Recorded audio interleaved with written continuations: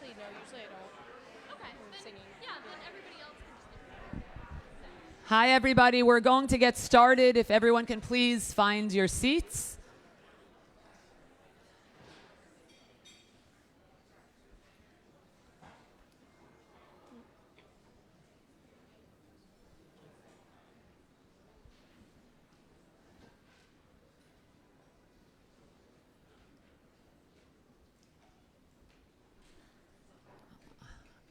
Okay, everyone. So good morning.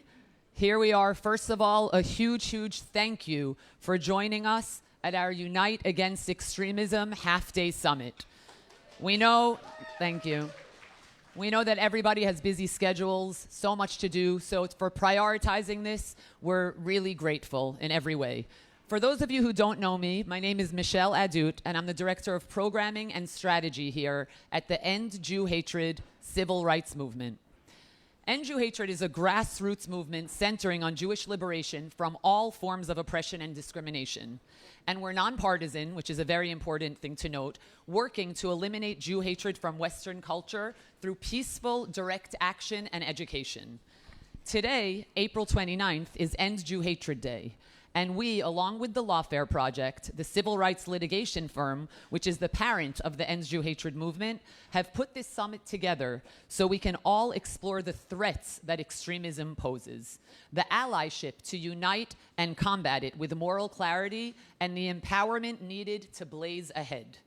Our Jewish civil rights movement is rooted in action. Action to move the needle against Jew hatred. So everyone, this isn't a conference for the sake of having another conference.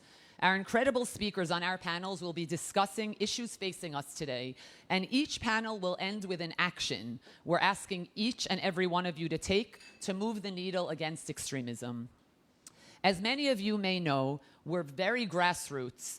Our budget is minuscule compared to other Jewish organizations, and we're a lean team with loads of passion. We pour our souls into the work we do, relying a lot on amazing volunteers. And our goal is to ensure that people are mobilized and energized to join the movement with the drive to want to make change by our sides. Two such people are Liana and Arthur Bakal.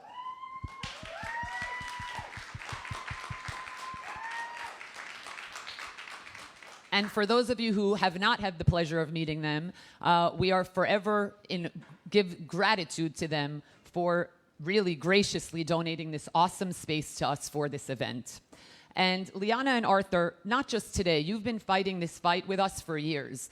Liana, I remember when you hosted me and Brooke Goldstein at Appella NYC in 2022 for a mobilization lunch with a bunch of New Yorkers for people to learn about our work and get involved.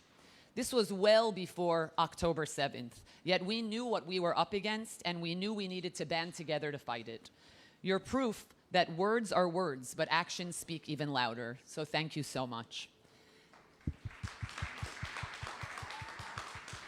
And now I would like to turn things over to Rachel Holt, a wonderful musician, to sing our national anthem. And after Rachel sings, Bishop Dr. Robert Stearns, Rabbi Daniel Shonbach, and Rabbi Yakov Menken, please come up here to share some words. Thank you so much. All right, I don't think we have a flag. Actually, I think they got one. There you go. So if everybody could please rise, I'm going to do the singing of the national anthem. My voice has been gone for about 4 days, so I'm doing my best for you, but thank you for having me here today. Oh, say, can you see by the dawn's early light what so proudly we hailed at the twilight's last gleaming, whose broad stripes and bright stars through the perilous fight o'er the ramparts we watched, where so gallantly streaming, and the rockets' red glare, the bombs bursting in air, gave proof through the night that our flag was still there. Oh, say does that star-spangled banner yet wave o'er the land of the free and the home of the brave. Thank you all for singing that with me.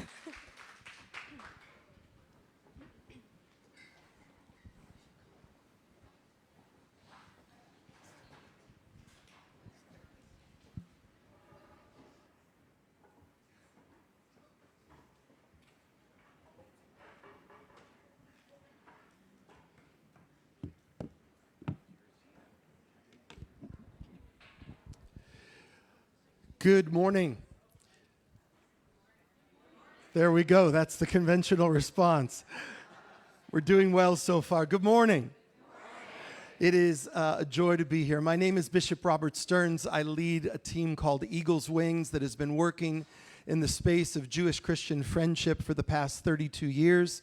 We've brought about 40,000 people to Israel, including scholarshiping over 1,000 pastors from 40 different nations and bringing them back and connecting them to the people and land of Israel. And it's an honor and a privilege to stand with Brooke and her incredible team in this very, very important day. So thank you so much for having me.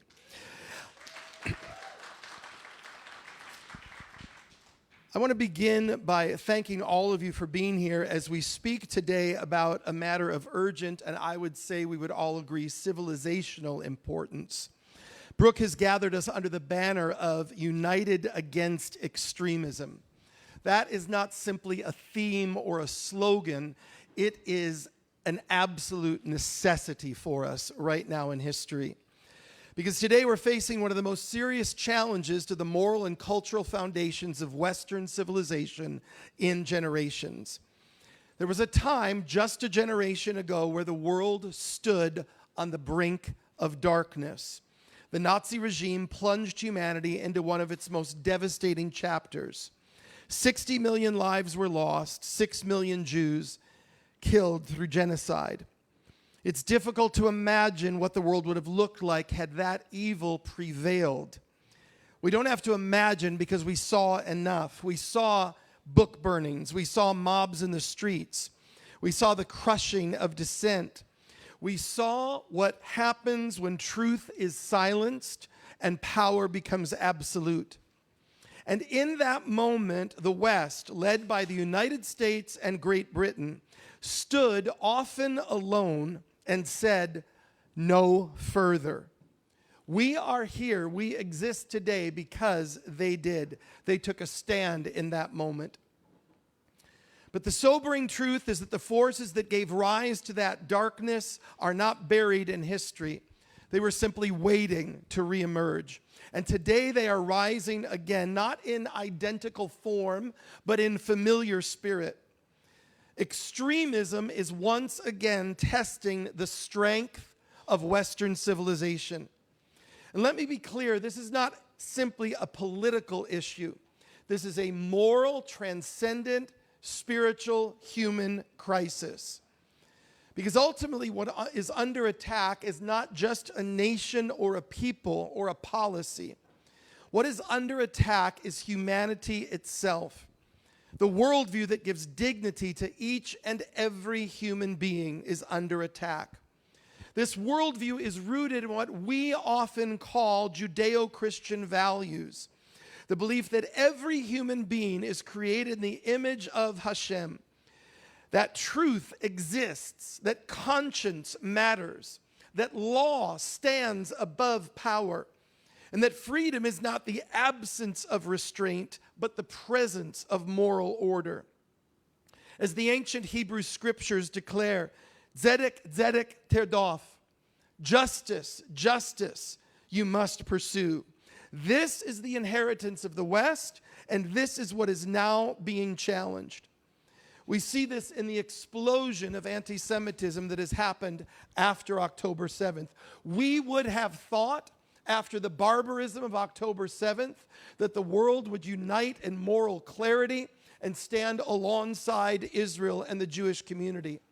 Instead, not within weeks, not within days, within hours, the opposite happened. In some of the most supposedly prestigious universities in America, protests erupted not against terror, but against the victims of terror. Accusations were made before facts were known, and moral inversion became the norm. And Jewish students, young men and women, found themselves afraid to leave their dorm rooms. Here, in the United States, in 2026, respectfully, and I spoke to one of my colleagues in the elevator on the way up, who thanked me for the work that we do for Israel, the work we do for the Jewish people.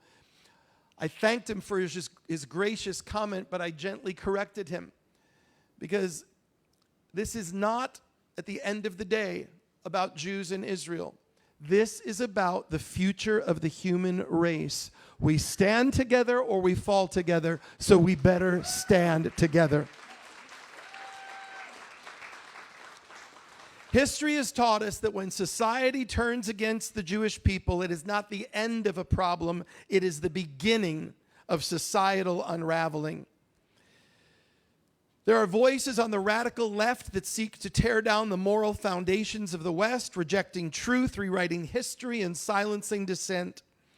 And there are voices emerging on the radical right that traffic in grievance, division, and conspiracy theory, undermining the very democratic order they claim to defend. And it came to me today, I jotted this out in the last minute, that there's two other forces of extremism that we have to fight. There is an extremism of apathy. There is an extremism of people who are simply not showing up because they are distracted by noise. We have to break through the extremism of apathy, and we have to break through the extremism of ignorance. Those who simply are being captivated by 30-second TikTok videos and aren't doing the hard work to know the truth. That's our job, that's Brooke's job, and that's why we stand in support of her. And so quickly, as I close, let me offer three responses that we must galvanize around today. Number one, we must refuse to be silent. When the Nazis rose to power, there were 18,000 churches in Germany. That's a real number. As the Nazis rose to power, there were 18,000 churches. 3,000, unbelievably, joined Hitler. They rewrote the scriptures and they became Nazi churches. 3,000 rallied around a man named Dietrich Bonhoeffer, who famously said, "Silence in the face of evil is evil itself." Bonhoeffer won a scholarship to study at Union Theological Seminary just up the road, was living here in Harlem, and decided to go back into the fight knowing that he would pay with his life, which he ultimately did. He died a martyr. 3,000 churches were with Hitler. 3,000 churches were with Bonhoeffer. 12,000 churches remained neutral. Neutrality is not an option. And today we've got to get loud. So number one, we must refuse to be silent. Number two, we must build unlikely alliances. I had lunch recently with the amazing Melanie Phillips, and she said, Bishop, we have to build the largest coalition in history, a coalition of common sense. Of the West, we're seeing it play out. They did not appear quickly. They will not disappear quickly. This will require patience, endurance, resolve. We will not win every battle, but we must fight and win the right ones. We must stand together, united as never before. If we're going to stand united against extremism, if we're going to defend the moral inheritance of the West, if we're going to truly ensure that future generations inherit a world of truth, dignity, and freedom, then this is where we begin. In our homes, our communities, our institutions, on a rooftop restaurant, we begin today, now, with our voices, with our courage, Because the future of the West will not be decided in capitals or courts. It will be decided by people like us who refuse to be silent, who choose to stand together. Let it begin today. Thank you so much.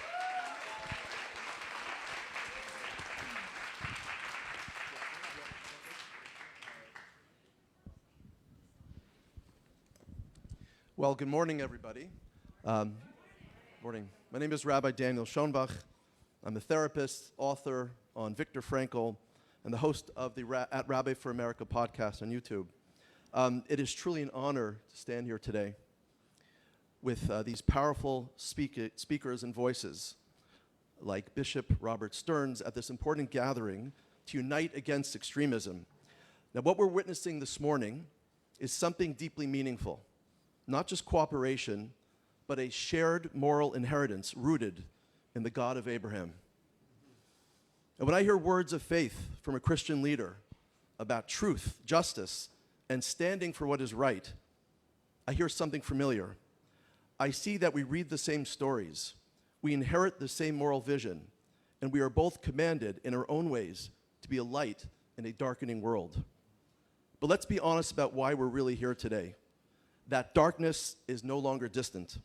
It is rising in our cities, on our campuses, in our media, and in our institutions. It is driven by ideologies that reject freedom, reject faith, and reject the sacred values that both Jews, Christians, and all people of moral clarity hold dear. Let me be very clear. This is not about condemning all Muslims. There are millions of peaceful, decent Muslims who simply want to live in safety and raise their families. Many are themselves victims of the extremism we face. But there is a radical ideology, political Islam or Islamism, that must be named without apology. This ideology weaponizes Islamic texts and doctrines to justify supremacism, jihad, and the subjugation of non-believers. It teaches that Sharia must reign supreme, that apostates deserve death, that women are second-class citizens, and that Jews and Christians and Hindus and others must ultimately be conquered or converted.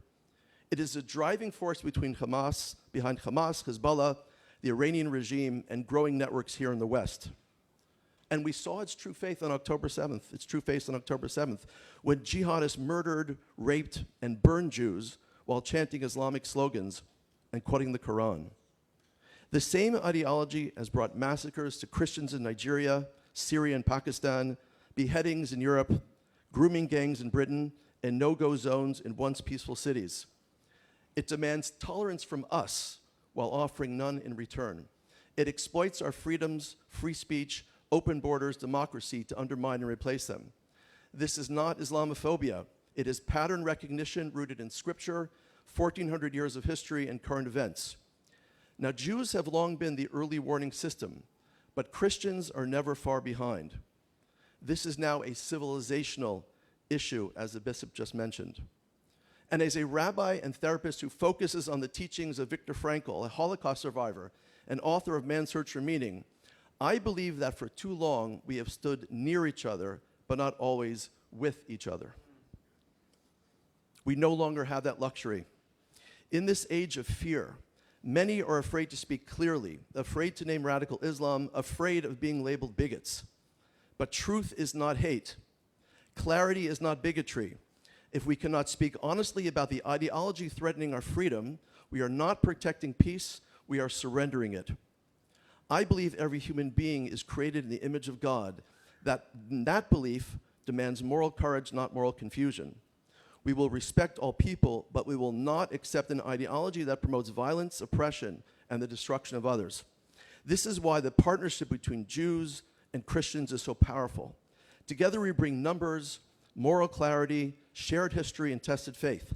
The kind of faith that has survived exile, persecution, and every challenge. So why do they hate us? Because Jews and Christians both stand for the Bible. Both the left and Muslims hate us for the same reason. They see us as the same. Their hatred of the West is a hatred of the values of the Bible, of the God of the Bible. That's why a Jewish state with millions of Jews ingathered from the four corners of the earth is fulfillment of God's promise is anathema to them. And yes, that confusion is now creeping even into parts of the political right, where some influential voices are beginning to downplay real threats, blur moral issues, and retreat from the clarity that this moment demands. But we cannot afford confusion, not now. So what must we do? We do not retreat. We do not stay silent. We stand together. We defend Israel as the front line of freedom in the Middle East. We defend religious liberty for all who seek peace. And we must demand our government stop importing extremism through open borders and failed multiculturalism. And we teach our children not to be confused by empty slogans, but to be clear about what threatens our civilization. In the Jewish tradition, we are called to be a light unto the nations. And we know that a little light can dispel a lot of darkness. Today, the darkness is real, which means our responsibility is greater than ever. And when Jews and Christians and all people of goodwill stand together with clarity, courage, and faith, extremism does not win. Darkness does not win. Fear does not win. Truth wins, faith wins, and God's light wins. So before I close, I want to give a special bracha, a special blessing to Brooke Goldstein for creating this powerful event and for having the courage to bring us all together. Thank you to every speaker who will share their voices today, and to all the participants who chose to stand with us here in New York City. Thank you, and may God bless all of you.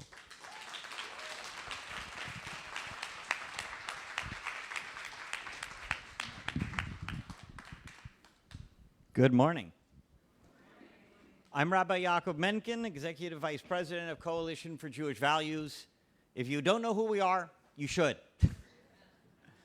Almighty God, our Father, you, Hashem, gave us the phenomenon of anti-Semitism and the knowledge of it. Our rabbis put it in the Passover Haggadah. In every generation, they rise over us to destroy us, and you, God, save us from their hands. So we come to you today with the optimism of those who have seen it all, survived it all, and continue under your guarantee that we will survive this too. And we know also that we have allies in this fight. One who reveres it is offended, not just Jews. And it's very helpful that he focused on that particular book. The 5 books of Moses teach us that although Laban hated his family, and his family hated Yakov residing right next door, Pharaoh regarded us as a hostile other while living in a distinct region of Egypt called Goshen. The book of Esther teaches us that our enemies find a new pretense. Haman pointed to the fact that the Jews were dispersed throughout the empire. That's the very opposite of where the Jews could be found with Laban or Pharaoh. And for a reason, they do not hate us because of where we live. They hate us because we live. Anti-Zionism is today's new pretense. Free Palestine is a hateful slur. And today, uncivilized barbarians who demonstrate their ignorance of history, geography, religion, human rights, anthropology, and human decency get degrees from Harvard. That is the state of academia. And that is why Tucker Carlson turned the book of Esther on its head. The book tells us that the 75,000 killed were, quote, from those who hate them. They hated Jews. Carlson inverted the victim and the racist, claiming that they had committed no crimes but were killed for being Persian. In actuality, they came from all 127 nations of the Persian Empire. Their sole unifying characteristic was that they had come out to murder Jews. Neutralizing murderous racists out to kill Jews is Tucker Carlson's definition of genocide. That is the same definition used by everyone accusing the world's most moral military of genocide in Gaza. This includes the depraved bigots of Amnesty International, the risible racists of Human Rights Watch, and the collection of totalitarians, dictators, and despots known as the United Nations.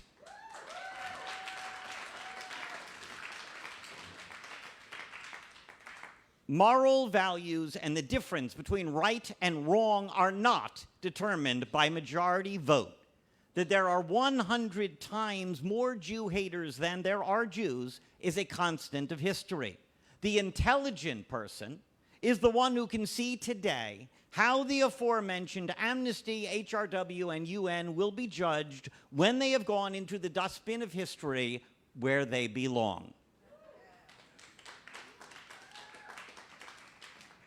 And that is why we celebrate that you have sent us partners in the fight, all who oppose extremism and hate, many of whom have joined with us here today. Leo Terrell, Anila Ali, Luke Moon, and now Bishop Stearns are all personal friends because of their involvement in this fight, because they have made our problem their problem. That's not quite what Ruth told Naomi, but it's pretty close. And it takes courage, and it takes a working moral compass, and that is why I am looking forward to hearing from them, from the allies I have not yet met, and from all the Jewish speakers who don't go over their allotted time. To jump the gun and offer one action item for our efforts today, if you want to fight extremism, do more Jewish. If you're not Jewish, you don't have to be Jewish to dispel darkness with light. Light Shabbos candles, learn a Mishnah, support charities whose vision aligns with yours and with authentic values, like Lawfare Project or Coalition for Jewish Values. And know that the bigots in the streets only, in the end, make us stronger in our souls.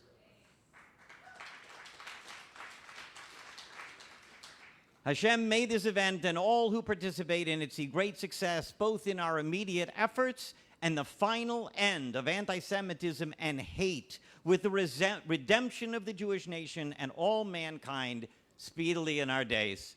Amen.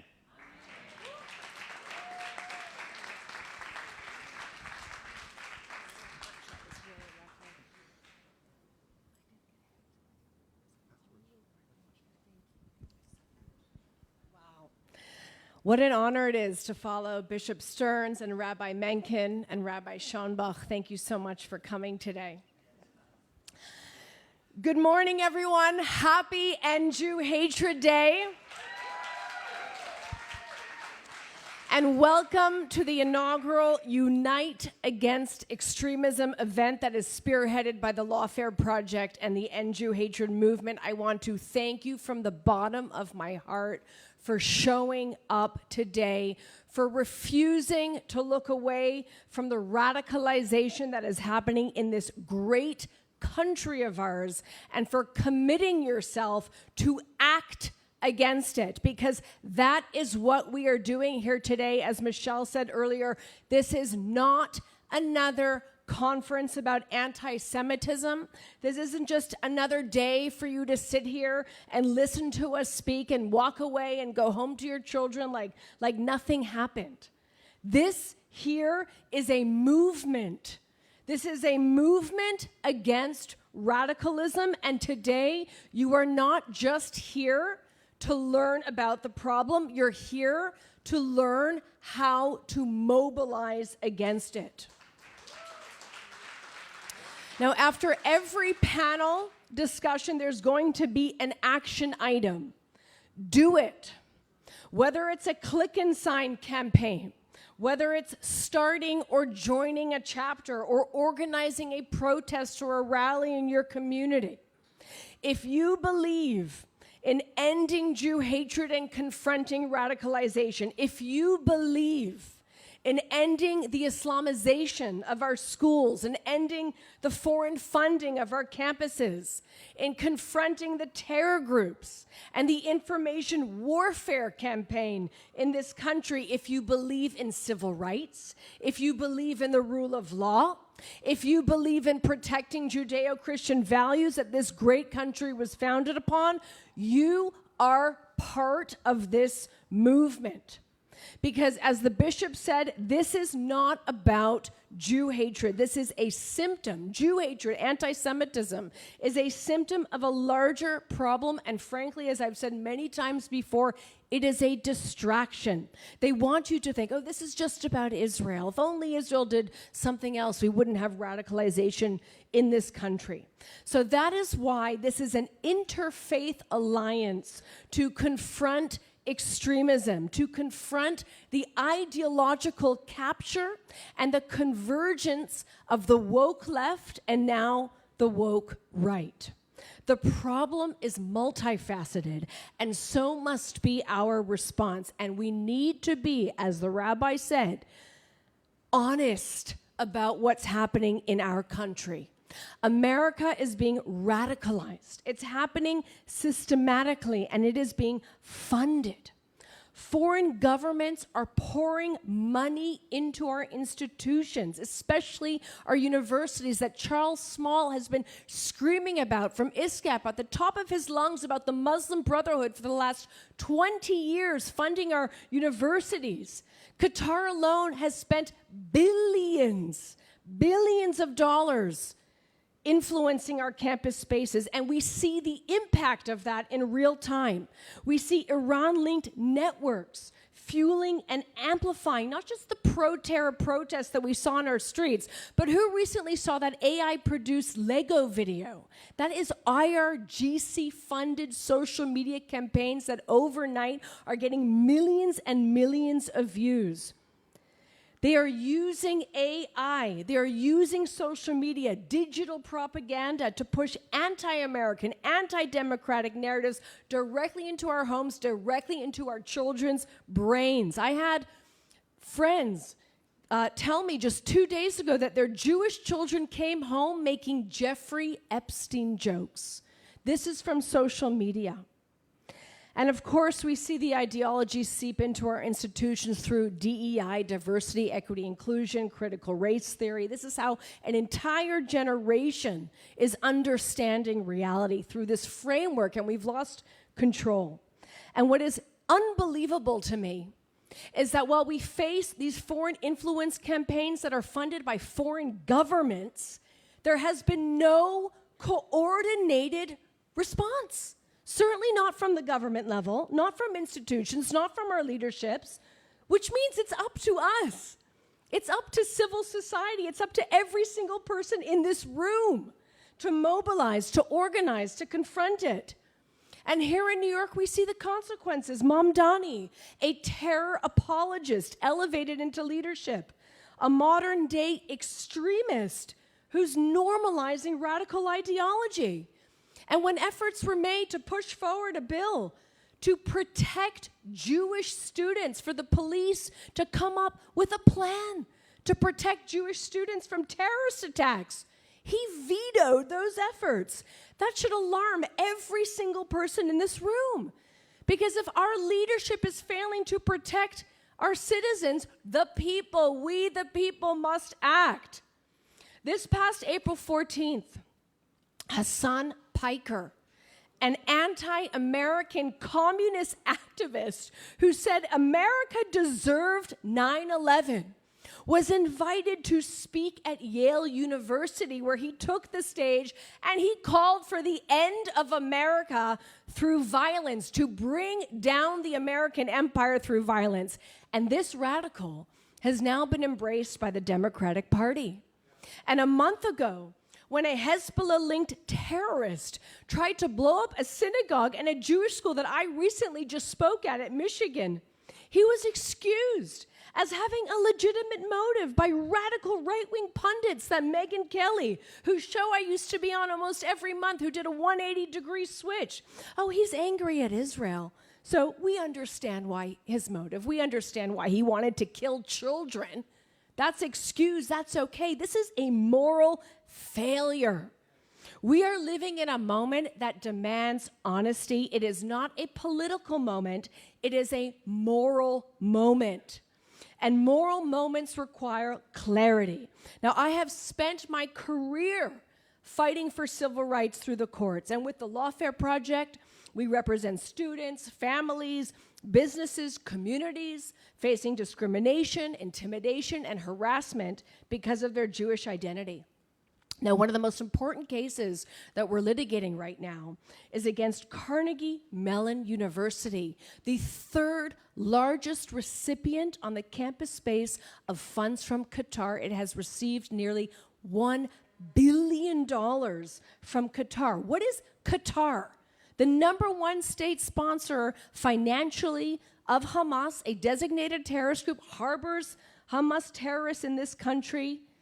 No women's rights, no gay rights, no free speech. What is Qatar doing funding the salary of the Diversity, Equity, Inclusion Director at Carnegie Mellon University? They're doing it because they know that the spread of perverted ideologies will destroy the very fabric of this country. Now, most universities don't exist in a vacuum. What happens on the campuses reaches the newsroom, reaches the voting booth, reaches the streets. And we are seeing the consequences of this ideological capture. Students afraid to speak, professors punished for dissent, mobs rewarded with intimidation, chants that would have shocked the conscious just 10 years ago are now normalized. And most dangerous of all is the moral confusion. We are living in a moment where people hesitate to condemn extremism because they fear social consequences, where people talk about context before they talk about victims, where clarity, truth has become controversial. So I want to say something very clearly. Supporting terror is not activism. Harassment is not justice. Intimidation is not free speech. And hatred is not acceptable just because it's become fashionable. Now, there's also a very dangerous false binary being pushed, that if you stand against extremism, theologically motivated extremism, somehow you're standing against the entirety of a faith or a community. That is false. Criticizing extremist ideology is not hatred. Calling out violence is not prejudice. Defending democratic values is not discrimination.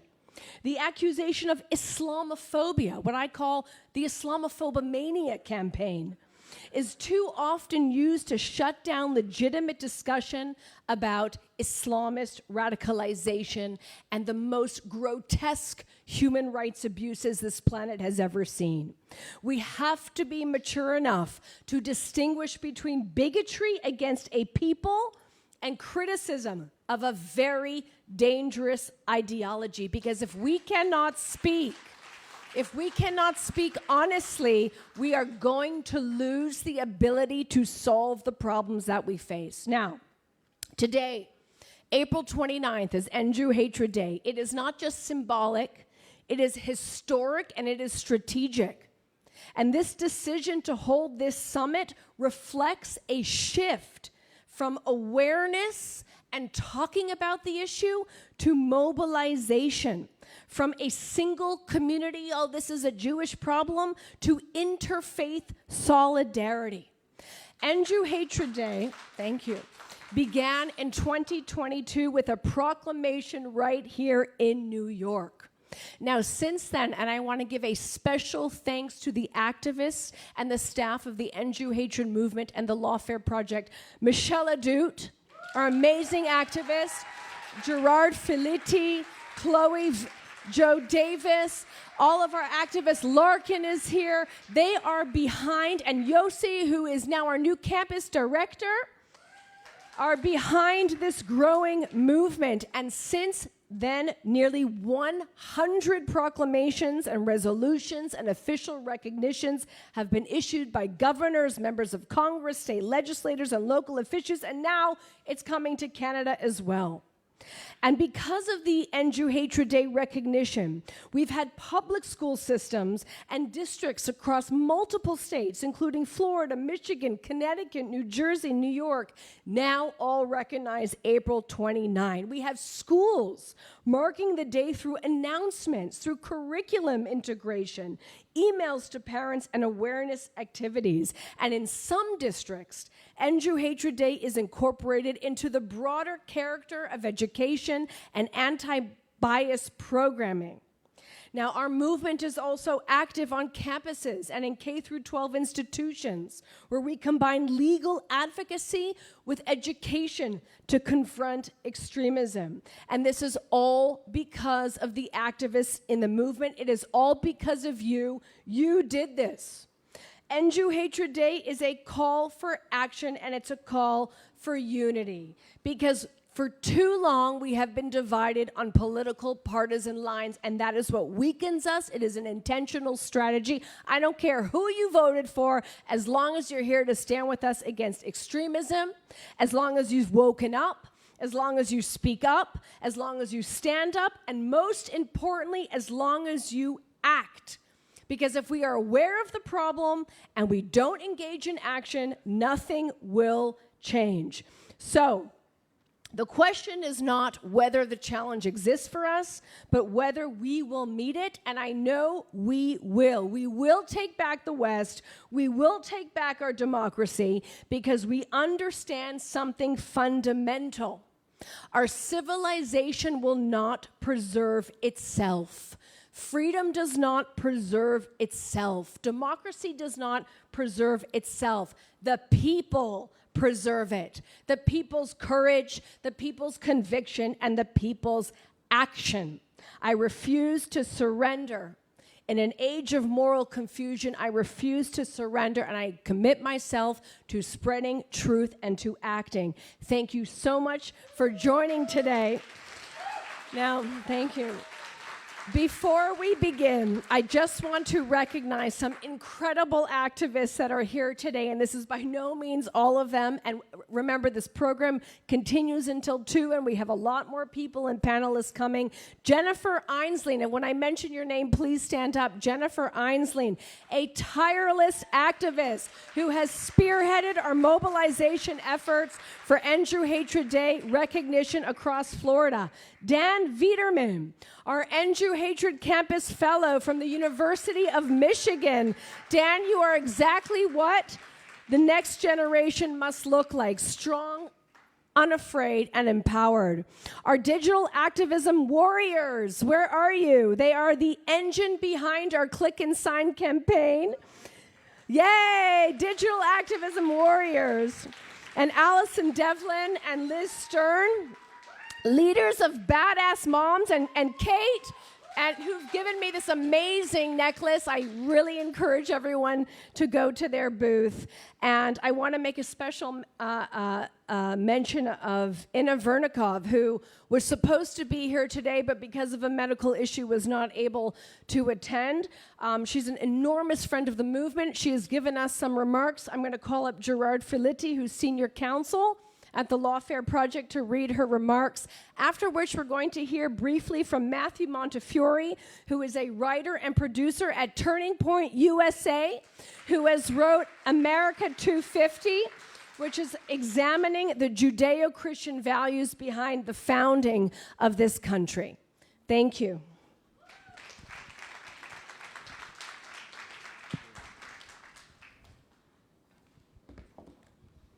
Thank you, Brooke, and thank you all for being here today. What we really have to appreciate, Councilwoman Vernikov, is that all the issues that we're seeing, we need to be attentive to city halls, to county boards, to the local town boards of ed. Your local electeds are where we make the biggest difference. We can always wait for the federal government to do something, but we need to start at the local level. So when we have someone like Councilwoman Vernikov, who pushed through a resolution for End Jew Hatred Day in the city of New York, of all cities, that's how we get effectiveness, by working at the local level. So thank you, Councilwoman Vernikov. And now in her voice, and obviously I'm not her, I'm sorry I could not be with you all here this morning. I'm grateful to Brooke Goldstein and every person here who refuses to stay silent in the face of despicable Jew hatred. You are standing on the front lines of one of the most urgent civil rights fights of our lifetime. I had the honor of knowing Brooke since 2012 when I interned at the Lawfare Project during my time at law school. For years, I've had the privilege of working with her and Gerard to combat extremism and anti-Semitism. The Jewish people are beyond lucky to have them relentlessly fighting on our behalf. In 2023, when Jewish communities were being targeted at alarming rates, the ask was simple: pass a city council resolution recognizing only one day a year as End Jew Hatred Day. Just one day to acknowledge a problem that is real, persistent, and growing. And yet, even that was too much for some. 6 members of the New York City Council voted no or refused to take a stand. When even something as basic as condemning anti-Semitism faces resistance and controversy from the halls of city government, we know that the cancer has metastasized. It is on our streets, on our college campuses, at the DOE, in the City University of New York, and across social media. It has now come to the steps of our synagogues. This should concern every New Yorker with a moral compass. In a city that is home to the largest Jewish diaspora in the world, where Jews are consistently the #1 target of hate crimes, this should not be up for debate. What we are seeing today is not new, but it is louder, more accepted, more popular, and more dangerous.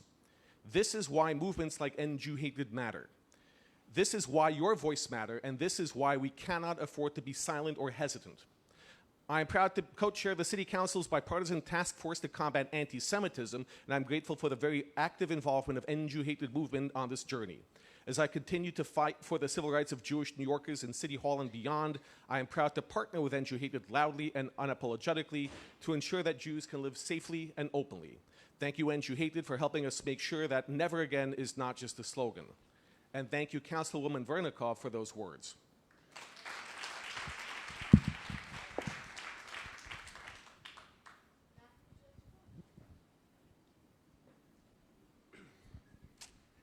Hello, everybody. I do not have an entire prepared speech. I was just asked to speak.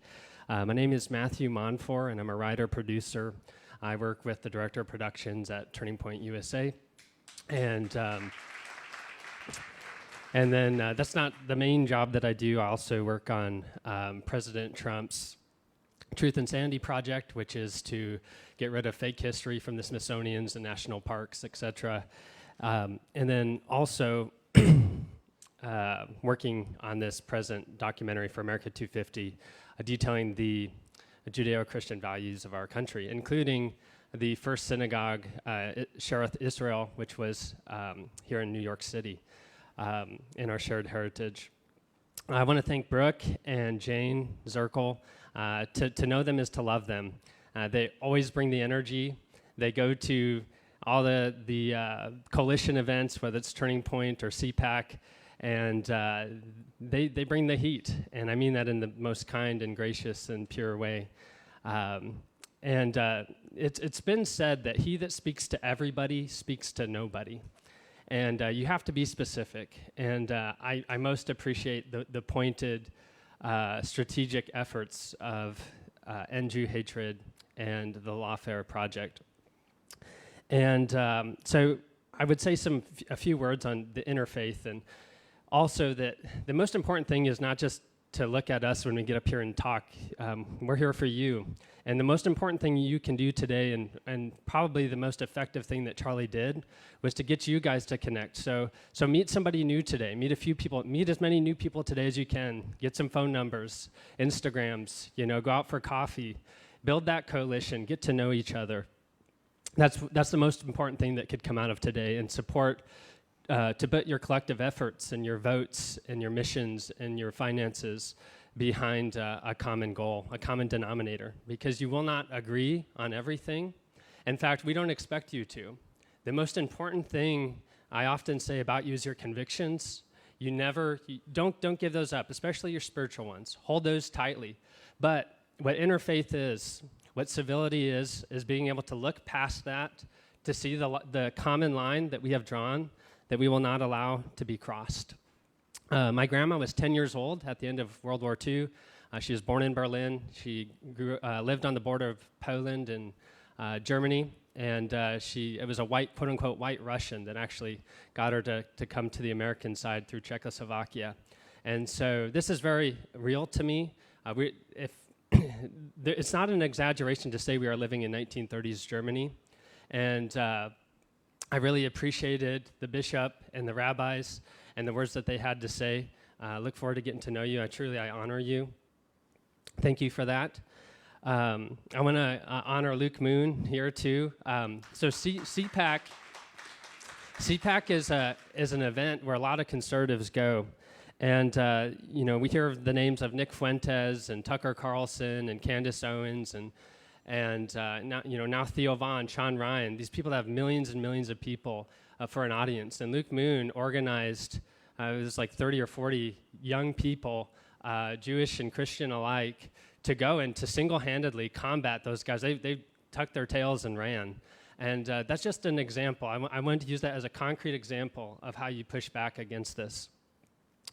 So I just had a few things to say. I also wanted to say, just out of interaction with the crowd here today, how many of you have someone in your immediate family, like a grandpa, a grandparent, or cousin that was in the Holocaust?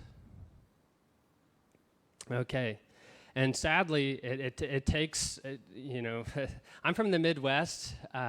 Being in New York is really different to me. I'll just say it that way. It's on my third time here, so, be kind to me. But, so the term that we use is like, life hits you with a 2x4. And you wake up and you realize that, people are playing for keeps. And how many of you had immediate family members that were in the towers when they fell? We have one here. How about those of you that had personal friends? Okay, or knew somebody, exactly. Now, and so evil does exist, and I appreciated the rabbi mentioning Viktor Frankl. And this is a quote, and it's one of Charlie Kirk's favorite books. He said, quote, "Everything can be taken from a man but one thing, the last of human freedoms. To choose one's attitude in any given set of circumstances, to choose one's own way." And so you have the decision to look past secondary issues and to push past that and to love somebody. The scriptures use the word long-suffering. It's a fuse that, it's such a long fuse that the only way it could go out is if it rained on it. So bear with one another. Choose to do that, even if it hurts. And that's the time here, so thank you. All right, so let's get it started today with our first panel. I'd like to invite Anila Ali, who is the founder and president of the American Muslim and Multi-Faith Women's Empowerment Council. Thank you. Come join us. What an honor. Luke Moon, please come to the stage, the executive director of the Philos Project and founder of Generation Zion. David Christopher Kaufman, a journalist who writes for several publications, including the Financial Times, the New York Times, Details, Time International. He also authored chapter text for Pride, 50 Years of Parades and Protests. David, please join us. Thank you.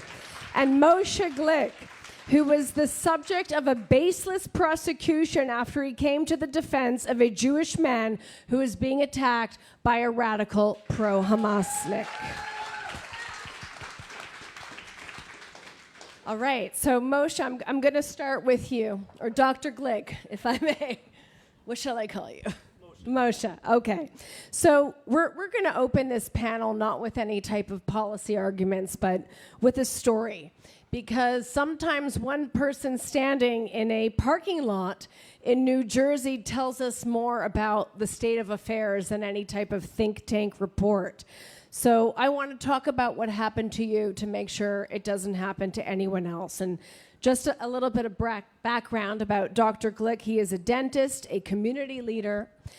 He intervened outside Congregation or Torah in New Jersey during a very disrupted pro-Hamas protest. He stepped in to defend a fellow Jew who was being beaten up.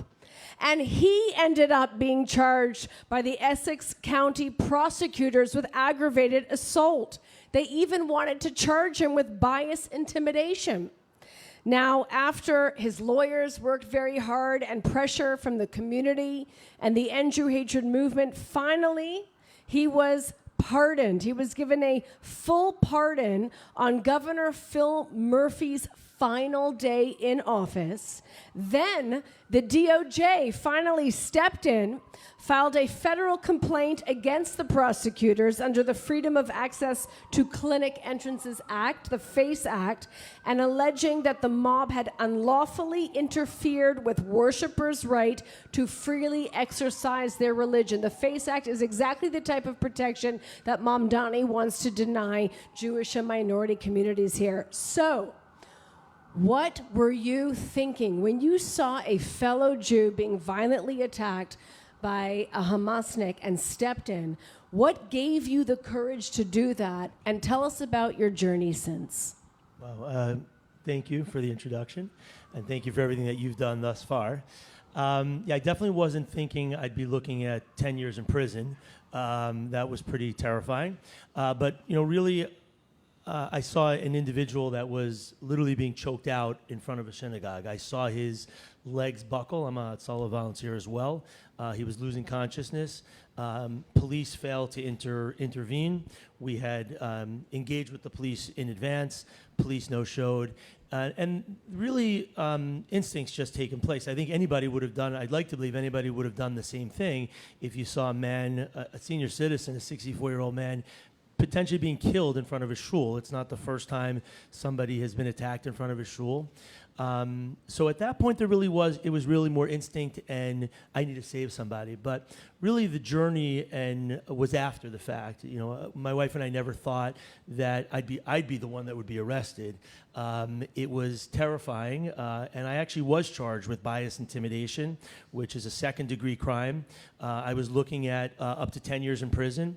And really, I like where you started the discussion. We've all been to so many conferences. It can't be just another conference if everybody sits down and we talk about all the statistics and how anti-Semitism is through the roof. We've all heard those. But I think of what the sage Hillel said, if not me, then who? And I've been to dozens and dozens of rallies. There's never been a rally where there's been more pro-Zionist Christians and Jews coming together. We're always outnumbered. So I guess the long answer to your question is you have to take action, right? I've met with lots and lots of Holocaust survivors, and I always ask them, what was going on in 1935, 1937, when you saw the world was changing? Again, we're not here to judge our ancestors, but I believe more people need to take action. And when an opportunity is presented for you to take that action, we all need to step up. And it can't just be keyboard warriors. Keyboard warrioring is great, but we need to get out to the streets. We need to engage with our local government. And, again, you've touched on the FACE Act, and hopefully we can talk about that a little bit more later on. But that's one of the most powerful tools that we as Americans that believe in freedom of religion, which is our most sacred right, need to really get behind. Did that answer your question? Yeah, no, absolutely. Thank you. Thank you. So, David, as a journalist, I just wanted to get your take on what you see happening in your field in terms of the ethics of journalism. I personally believe that accountability journalism is one of the most important weapons that we have against this pipeline of hatred. Who is doing that? Where does the courage come from to write articles that are actually truthful and factual? And why do we see so many of your colleagues doing the opposite? That's a big question. I can't answer all of them. I can only speak for myself, and it ties into. That's a tough question. I can't speak for all of my colleagues. I can only speak for myself. I'm motivated by a feeling of outrage all the time, and every time I feel as if I feel as if the outrages can't get worse. They escalate and escalate and escalate. I mean, who could believe that we would have seen a pop star like Julian Casablancas on a subway with an interviewer basically saying that when Jews right now are complaining about anti-Semitism, that they're imitating black people. I mean, that's an escalation of unprecedented proportions. But every week we have escalation after escalation after escalation. I think one of the key things is that journalists have not been, and this is one of the reasons why I love the work of these organizations, you guys are really the first ones to present the struggle that Jews are going through right now as a civil rights issue. And I think that language is incredibly important. I'm somebody who's the son of a Jewish mother and a black father. Nobody would have any problem understanding my existence and my history in America as one of civil rights. But they would constantly push back and expect me to explain and justify this notion of Jews seeking their civil rights. Whereas I know, as somebody who's both, that they are exactly the same thing. And I think that journalists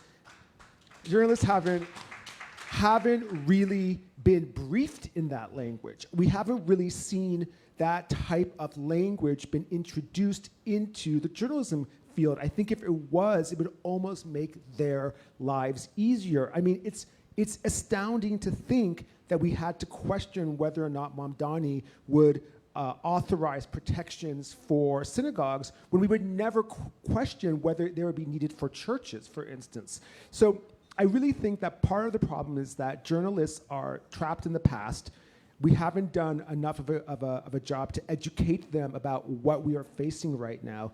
And there's constantly this need for moral parity rather than moral clarity. And I think this is something we need to really, really demand of our journalists, of our government, of our politicians, of our NGOs, and especially of our Jewish leadership, not the folks here who are doing a great job, but other big organizations, that this quest for moral parity has to end. It's all about moral clarity, and that this very much is a civil rights movement. And if we can begin to really, really, both journalists and those of us who consume media, can begin to really, really demand that this is treated as a civil rights issue, that Jews are not asking for any other right than any other minority has in this country. I mean, again, I'll stop in a second, but I think about it. Like, this half of me is not asking for any more than this half of me. And why should this half of me settle for it? You know? So I think if we can begin to really explain that through our Jewish leadership, through synagogues,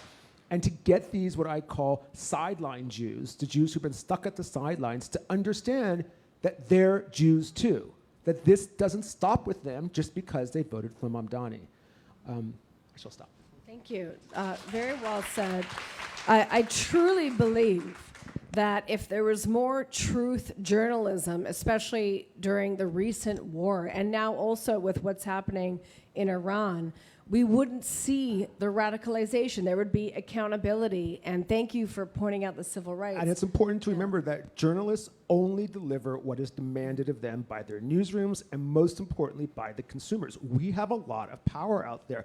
I know it's a cliche, but we've been saying this for 3 years now. You know, every time we see Hassan Piker in GQ, I want to go to Leonard Lauder and say, when are you pulling your advertising from Condé Nast? They are promoting and platforming a Jew hater. This man supports an ideology that wants to kill you. No matter how many billions you have, it wants to kill you. Pull your advertising.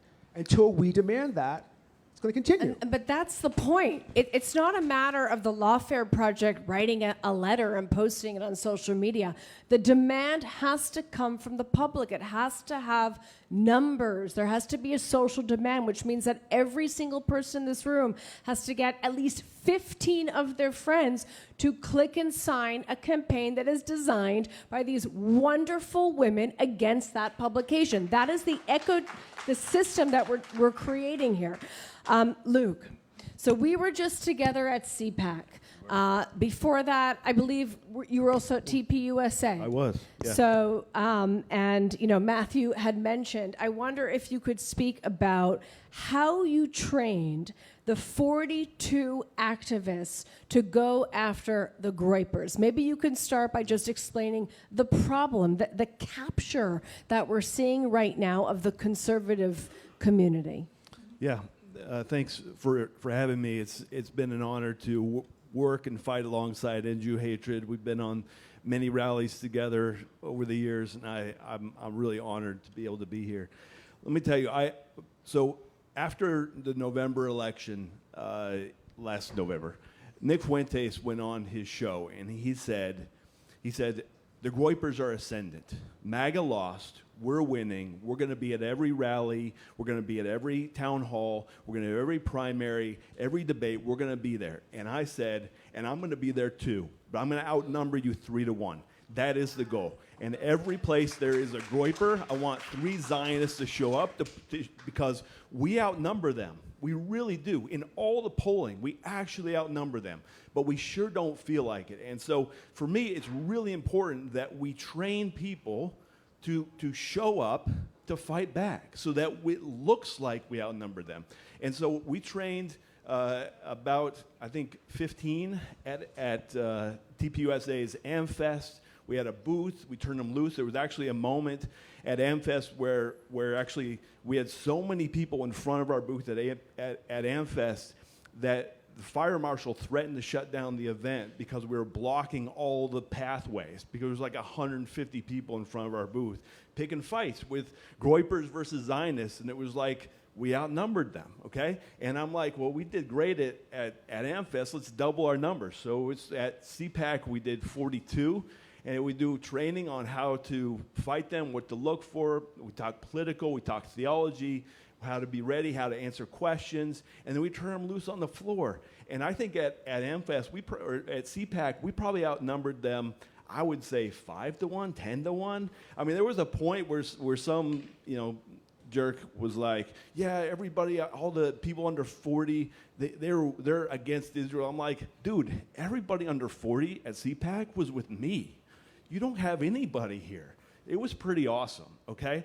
And I'm telling you what we're going to do next because it's really important. So at CPAC and at AmFest, TPUSA's AmFest, the college Republican presidents, TPUSA chapter presidents, they get flown there for free, okay? And that's where a bunch of them are Groypers. And I'm like, we got to take back that space. So this summer, a few days before the ICC conference in DC, we're going to train 100 students to fight back and take on the college Republicans and run for and take those positions back. So we'll see college Republicans, Zionists in charge at LSU, at Oklahoma University, at every school in the country. That's the goal, okay? And we just got to fight. We got to show up. I love what NGO Hatred does in the showing up, and I'm on the team. Well, I love this panel because it's just action, action, action. And Luke, I just want to stay with you for 1 second because what are those arguments? Why all of a sudden are we seeing at lightning speed? We witnessed the capture of the left, the Democratic Party. It took about 5-6 years, maybe if not more. I mean, we've witnessed this in the last year. And the transformation is so rapid. So these arguments, as far as I know, Jews are Israel firsters. Israel is not the Bible Israel. The Jews have lost favor with God. It's almost like a theological replacement that is coming. What are let's say, the top 3 arguments that they're making to sow division between the Jewish community and the Christian community, and how do you respond to them? Yeah, I call it theopolitical because it actually either it starts theological and politically, or starts politically and ends theological. I think one of the things we're seeing, particularly among Gen Z, is there's a lot of Gen Z who basically became, particularly men, who became conservative. They got red-pilled or black-pilled because of COVID. Okay, so they became conservative, and then somebody comes along and says, by the way, conservative is rooted in the Bible, and then they become Christian. But they don't have what we would call in Christian terms discipleship. No one's kind of shown them the roots of the Bible and Christianity are found in relationship with the Jewish people. And they're just not taught. They're not shown that truth. And so they're in a sense, they're brand new Christians that haven't read the Bible deeply. They don't know, and they're being brought along. On TikTok, the anti-Israel to pro-Israel content on TikTok is about 35-1, okay? On Instagram, it's about 22-1, okay? So just by sheer numbers, we're not getting the same traction, but we're also not losing, okay? One of the things, I cannot stand the pessimism because we are, if you had 9 months ago, I couldn't get anybody to call out Tucker Carlson on social media, big conservative leaders. I was like, Tucker Carlson is terrible. He's ruining our movement. What are you doing? And they're like, I just can't, Luke. I can't go. Like, he's too big. That was 9 months ago. Now, it's no big deal. Everybody's calling him out, okay?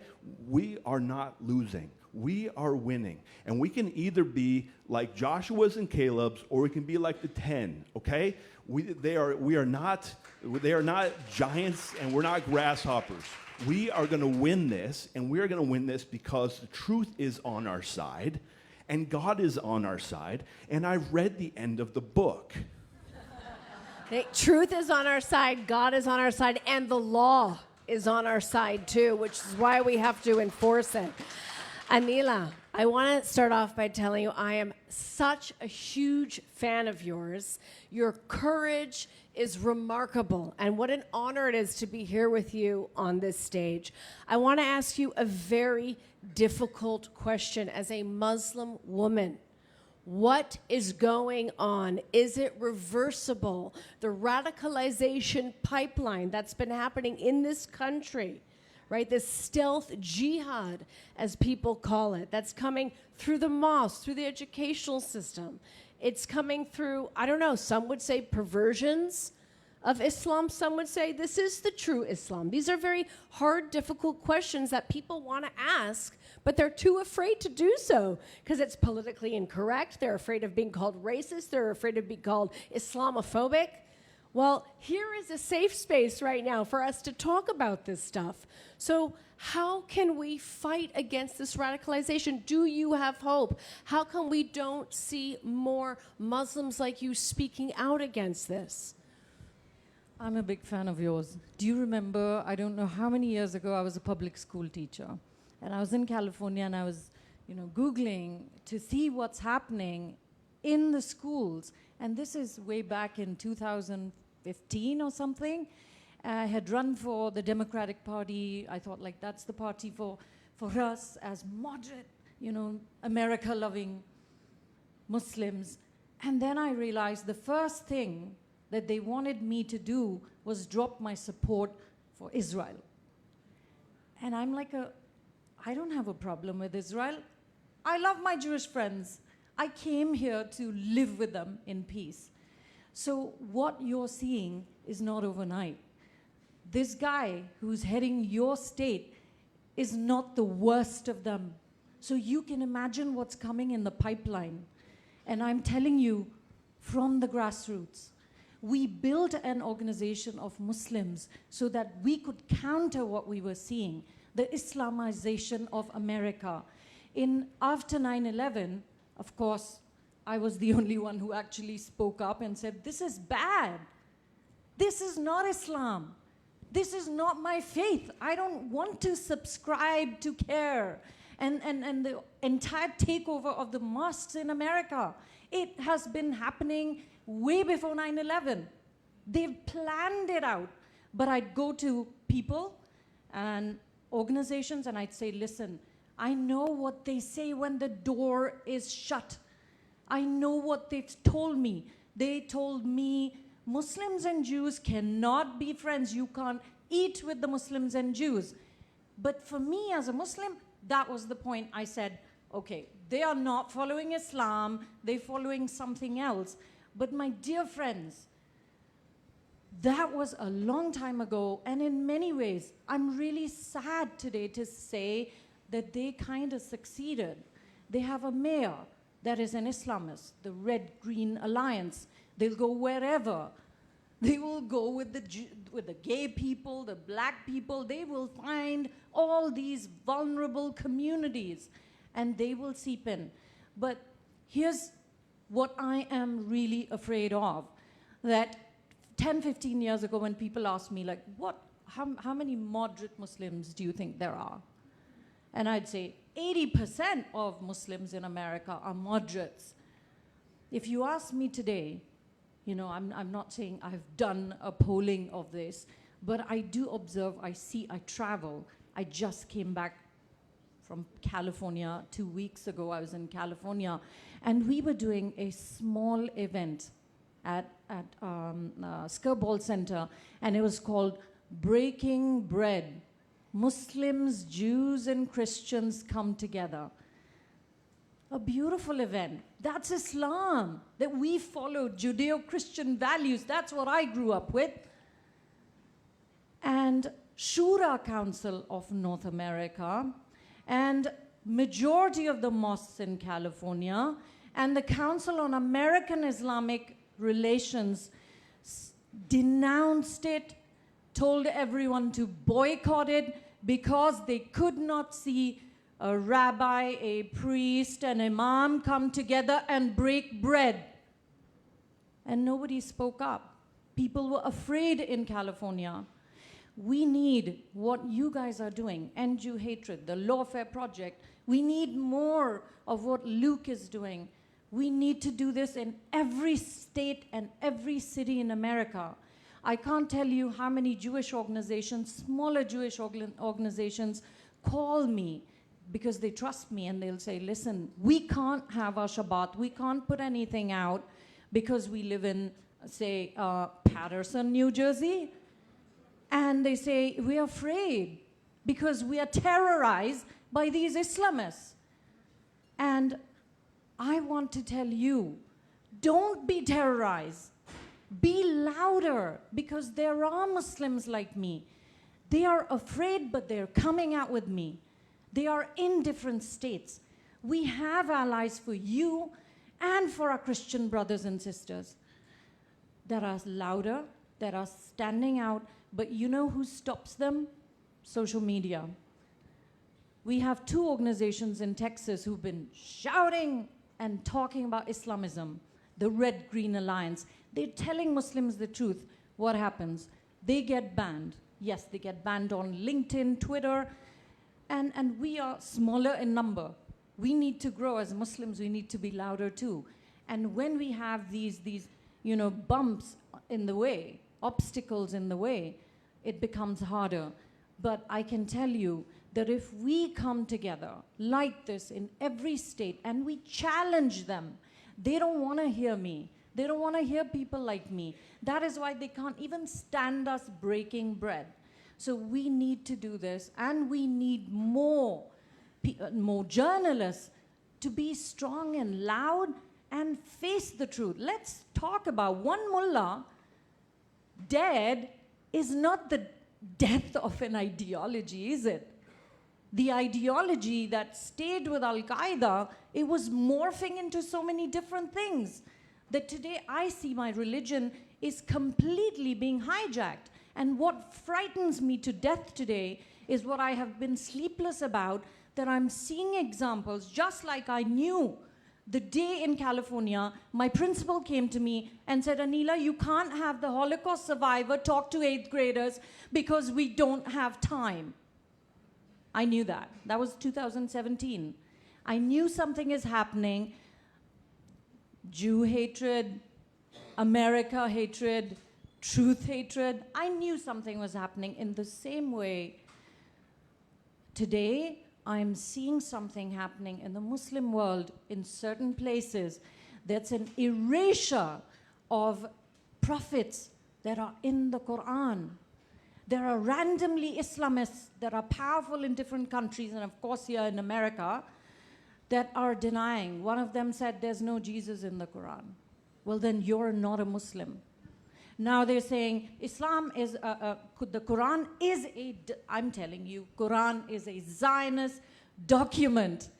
Allah has said in the Quran, Bani Israel, people of Yakov, Jacob alayhi salam, peace be upon him, go unto thine land and live there. He says, Allah says the same thing to Moses. This is your land. Take your people. And no, it wasn't Palestine. There was no Palestine. For God's sake, change and challenge these narratives, because now they are posting Palestine and they are erasing Bani Israel from the Quran. And prophets that are Jewish, Christian, and changing that. And the young people, the Gen Z, the alpha generation that are sitting in these mosques that I visit, I'm horrified that they're learning that. Yeah, unchecked. If you look at Amazon and the books that they're selling and just go through that, that's what they're doing. They're spreading their propaganda, and it's going to the young people, and they're coming and asking questions like, there's no Bani, there's no Israel in the Quran. Israel is mentioned more than 100 times in the Quran. But Palestine is not. Islam is not Palestine. That's true. Islam is way greater than all of that. It brought together the teachings, Judeo-Christian values. And that's why I'm sitting here talking to you, fighting for this since 9/11. Thank you. Thank you for your brave comments. You know, it seems to me that this is an issue that needs to be worked out within the Muslim community. And people need to recognize that. And it's the same with the so-called Israel-Palestine problem. It's not the Jews, it's not Israel's duty to fix Palestine. If an Arab mother in Gaza is okay with her child becoming a suicide bomber, there's nothing that we can do about that. This is an internal issue within the Muslim community that needs to be worked out, which is why we have to empower voices like yours. So thank you for being here. We're going to do a little bit of a rapid fire now. There's a couple questions that I want to ask, and just to be mindful of the time, if we could provide succinct answers. And I was hoping just to get 3 questions from the audience for a panelist, and then we can move on. So, Dr. Glick, you mentioned the FACE Act. I wanted to come back to that. Could you speak to that? Because what I'd like each and every panelist to do after they answer the question is to give our audience an action item. Perhaps pushing for FACE Act's application would be that coming from you. Yeah, so the FACE Act was a 1994 law. I think most people know the basics of the FACE Act. It was originally was to protect abortion clinics. It's the freedom of access to clinic entrances. It was in 1994 under the Clinton administration. And my case was the first time, back up. In 1994, in order to get the Republican senators to sign up onto that law, they included protection of houses of worship. So there's this big argument between First Amendment rights. We have the ability to protest as Americans, which we're not challenging. And then there's the ability for people to worship freely in this country, which is one of our fundamental rights. So where free speech crosses over to a violation of the FACE Act is when somebody is impeding our ability to worship at a synagogue.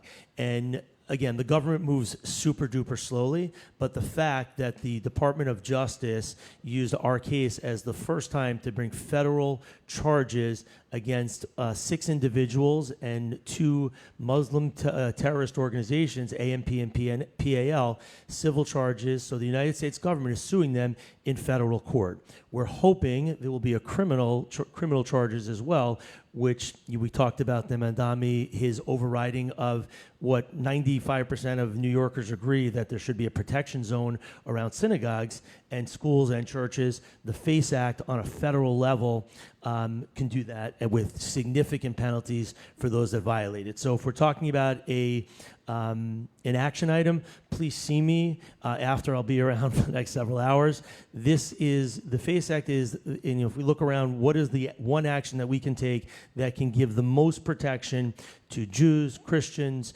Muslims, to protect houses of worship? It's the FACE Act, and we're at a critical junction within that movement right now. We have the Trump administration, which we don't know what's going to happen in the midterms, but the fact that the federal government is looking at this, taking real action, using my case, and it's blatant. Mine is black and white. That's a tremendous, powerful tool that we can all use. Thank you. David, you recently wrote an article asking why should DEI exist in the first place? And if I can quote you, you wrote, DEI-style programming exists almost entirely without oversight or accountability. It is a tool, or could be a tool, for manipulation and malfeasance and fomenting extremism and Jew hatred. Could you please expand on that and also give our audience an action item they can take home today? Yeah, I mean, First, I want to say that as someone who's African American, I'm not of the theory that we need to end DEI. I think the DEI needs to be completely overhauled and revisited. The key problem, as we all know, is that DEI penalizes Jews. The original sin of DEI is that it excluded, it penalized, and it put disproportionate blame on Jews for the supposed discrimination and oppression of others. So I think that's what when I wrote that piece, I'm talking about this idea that DEI exists as a system of hierarchies, as a system of oppressor and the oppressed, of victim and perpetrator. And whenever we speak in the culture and historically about victims or perpetrators, we always know who is going to be maligned as the perpetrator. Jews have always been the convenient destination of all of our notions of perpetrators. So when I see DEI, my way of thinking about DEI is that, again, October 7th, as I like to say, was the first major stress test of DEI, and it failed spectacularly. It failed because at the exact moment when a minority group needed protections on every single level, not only were they denied those protections, but they were blamed. They were blamed for causing them in the first place, and that would never ever happen with any other minority. I know because I am another minority. And I think with what I would say about taking away, I think what we really need to do is begin to, of course it goes to stop being silent. I mean, my inability to be silent is because I see the injustice from the sides of somebody who's of multiple identities. I know that what I see happening to Jews today would never be tolerated for any other minority group, including the ones that I am part of. But I would also say what makes me most frustrated is this idea that Jews are constantly questioned, interrogated about their feelings of anti-Semitism. If folks say that they believe something is anti-Semitic, they're constantly made to prove it. They're constantly made to justify it. They're constantly made to explain it. Stop explaining. Stop proving. Stop justifying. Because the way this system works, and I'll stop and say I know how the system works, is that as a black person, I know that if I accuse somebody of racism, I will be immediately believed. The idea is you believe the victim. You believe the victim. Only Jews have to explain it. Zohar Mamdani was anti-Semitic because a Jew believed he was anti-Semitic. That's it. That's the only thing that matters. Just like if someone believed he was racist, it would be the same thing. And the last thing I will say is when people are asking questions, I often hear people talking about, Jews are white colonizers, and we take the bait. Stop taking the bait. We take this debate of trying to explain, well, we have black Jews, we have Ethiopian Jews, we have Mizrahi Jews, we have Sephardic Jews. No. When people ask me that, number one, I don't need to justify whether or not Jews are white. I'm a Jew and I'm not white. It's obvious. But more importantly, I say, why are you asking that? What are your motivations? Why does it matter? Instead of justifying and answering our exterminators with the information they're going to use to try to exterminate us, we need to ask them, this is what I ask everybody, what are your motivations behind this question? And I'll end by saying, because whenever I hear anyone going down the trail of Jews and race, it always inevitably ends up as a justification for Hamas, as a justification for Hamas and October 7th, and a justification for killing Jews. Stop indulging your exterminators with the questions and with the ammunition that they want to use to exterminate you. Very, very well said. Thank you. Luke, I'm going to ask you a very hard question, too. I'll start by saying, and I'm not a Christian theologist, but to me it's pretty obvious that Tucker and people like him are distorting Christian belief and faith for political agendas.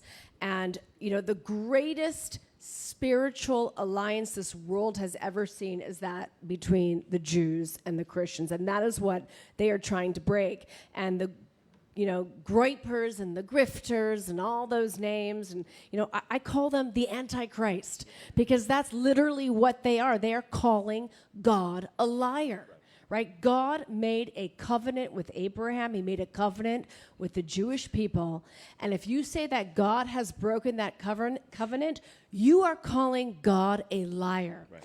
But on the reverse, we have an issue because we have Christians that believe in the covenant who are then challenged by Jews that say, well, you only want us to go back to Israel so we can all die in the apocalypse. We don't really trust you. Right. So how do you respond to those in the Jewish community that are suspicious of your intentions? Because we don't have time for that. We need to align. Yeah, well, it's a great question, one I get often. Actually, Jeffrey Sachs, the stooge for the Chinese, was on Tucker that last week, and he said, the Christian Zionists, they're actually anti-Semites because the Book of Revelation says that they just want us to go back to the land so that the second coming can happen. And I'm like, dude, that's not in the Book of Revelation. Like the only people that tell me that the Christians want the Jews to go back to the land and die in the apocalypse is Jews. Because it's not actually in the New Testament. There is a passage in the Bible that talks about the nation shall come against Jerusalem, and then God will save the Jews, and the Messiah shows up. That's in the book of Zechariah. That's not in my part. I mean, I agree it's in my part, but it's like in your part on the Jew side. And I'm like, okay, read your Bible. Literally, just read your Bible. It's all there. Everything you need to know. But there isn't this expectation. There is and one of the motivating factors for me is that there's a verse in the New Testament that says, and speaking to Gentiles, and I'm not Jewish, I'm a proper European mud, that the root sustains you, you don't sustain the root. And the root in that passage is Israel and the Jewish people. Okay? That is in the New Testament. And that is, to me, the command that's all over the place in the New Testament to stand with Israel and the Jews. And so that is what I do. And that is what I talk about. And there's no other intent other than to be faithful to what the teachings of the Bible says. That is it. And there's a ton of polling that shows that people who read the Bible more, who go to church more, are more likely to support Israel. There's actually, if your pastor speaks out in support of Israel, or even mentions positively Jews and Israel, there's a 91% chance that you will be supportive of Israel. How insane is that? That is a good statistic. And so I think it's as Bishop Stern, I don't know if he's still here, but he's been bringing pastors. Those pastors then come home. They start speaking in their churches. There's tons of people who are now coming to faith. And when I get asked, Luke, what's your advice to young Christians on Israel and whatever? I'm like, read your Bible. It's all in there. At the end of the story, the Jews are there. We get this story from the Jews. Jesus said, picks up the language of Jeremiah in talking about, I will take away their heart of stone and give them a heart of flesh. Jesus picks up that language. It is all rooted in Jewish theology. And so to me, it's like, don't be afraid of us. Yeah, we spend so much time, though, educating about anti-Semitism, and I think what we really need to do is to go to Christian schools and to go into churches and to talk with pastors and talk about the very real and imminent threat that we both face, which is radical Islam. Yeah. It's negative campaigning, right? It's a lot harder to get someone to love Israel, to love a foreign state that perhaps they've never been, they don't really feel connected to, than it is to get, a Christian mother in Ohio to understand, see that young lady walking down the streets of Belgium with a T-shirt and shorts on that looks exactly like your daughter being surrounded by, an Islamist, gang that wants to rape her and is shouting at her, that is here right now. It's not coming here, it's here. But I don't understand. There are Christians that are being slaughtered. In Sudan, there are Christians that are being locked in churches and burnt alive in Nigeria. There are Christian women who are having their babies taken out of their arms, and they are being literally hacked to pieces in front of them. It is happening now. It is happening every day. And the Christian community, except for you and except for a couple people, are relatively silent about it. Why? Man, Brooke, listen. So that Red-Green Alliance that Anila talked about, and I talk about a good deal, is real. And you know, the rabbi brought up that what they're against is the people of the Bible, right? And so, you know, Karl Marx was asked, like, who in the UK do you hate the most? And it was a guy named Spurgeon, Charles Spurgeon, who was a preacher. He was a famous preacher in the UK. And why did Karl Marx hate him the most? Was because he was going into the working class neighborhoods and bringing people to Christ, and as a result, taking away his ammunition. And then right now, there's a saying amongst the jihadis, first the Saturday people, then the Sunday people. When I started doing this work, there was 500,000 Christians in northern Iraq. There's actually more Christians in Israel right now than are left in Iraq. And that is in 12 years. That is nuts, okay? And I have no good answer for why I cannot get Christians to care about that. I have spent the good part of the last almost 20 years trying to get Christians to care about Christians other places. And I remember I sat with a pastor said to me, you know, I was like, dude, you got the Muslims will stand with the Muslims and the Jews will stand with the Jews, but with the Christians, like, are we not going to stand with Christians? He goes, Luke, we can't allow Christianity to become tribal. And I'm like, dude, but like there's a verse that says, do good to all men, but first the household of faith. Like, we're supposed to stand with ourselves. Yeah, but Luke, that doesn't matter. I'm like, I have no idea. On that, I have no idea. But I do have an action item, because that's where I got to go. I know. All right. So I need every one of your Gen Z fighters who wants to storm the castles with me. I got so many opportunities. There's a debate coming up in Florida, a gubernatorial debate, that fish stick and is going to be there. I want to make sure we outnumber the Groypers at that event. I need your Gen Z, okay? After this, if you want come talk to me. I want to storm the castles. There's a lot of them to storm. Mm-hmm. Let's do it together. I need that. Amazing. Thank you. We will give you those numbers. So, Anila, just to close off our panel, if you can just address briefly where the radicalization is coming from. You mentioned CARE, the Council on American Islamic Relations, which is a Muslim Brotherhood front group and also an unindicted co-conspirator in a terror financing trial, and in some states in America now, a designated terrorist group, thank God. You know, I mentioned this is an issue for the Muslim community, but what can we do to stop the radicalization that is occurring, and what is your action item for this community?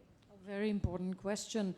First of all, I think we should have many more events like this around the US, for sure.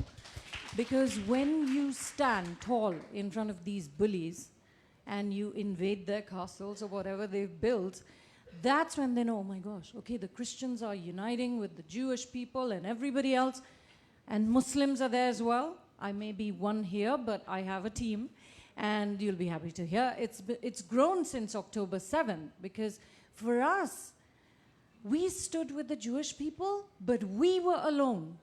And we had to, half my board had resigned. So we had to build anti-Islamist fighters.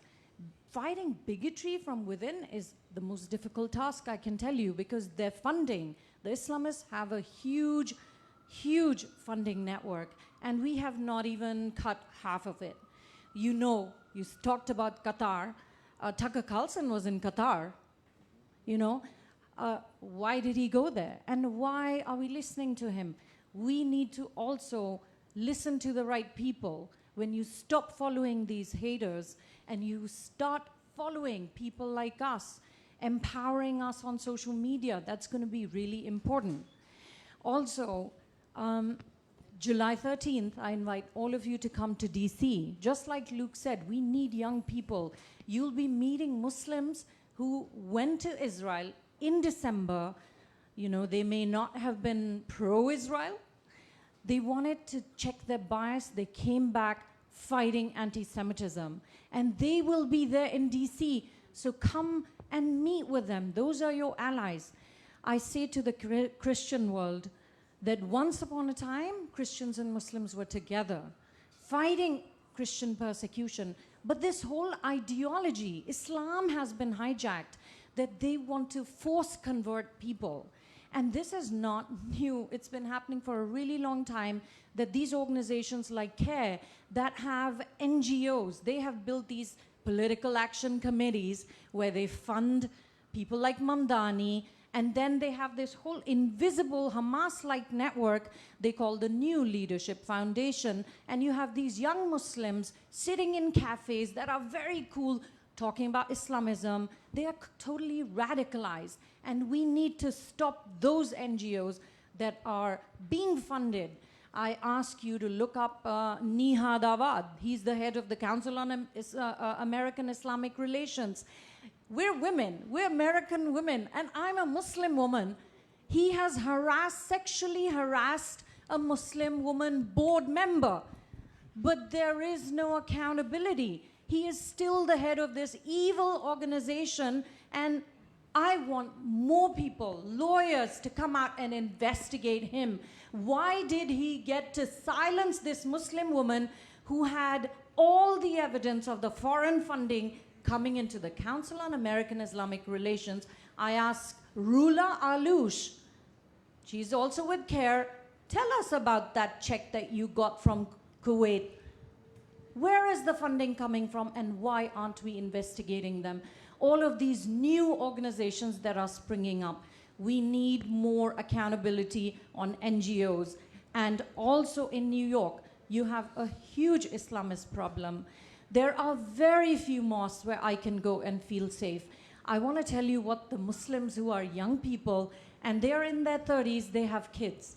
And they're realizing, oh my gosh, like these people were crazy. It was okay to listen to the Muslim Students Association when we were younger, but no, not now, because we're seeing the truth. We like America and American prosperity.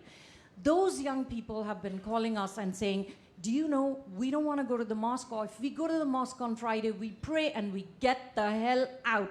This is from a Muslim. So what are they saying in Arabic, in Urdu, in whatever language? We need to know what they're saying, and you can do that by going into your neighborhood mosque. The mosque should be open to everybody, just like a church is, just like a synagogue is. So let's do that. Let's check on our neighbors and say we're here. That's interesting.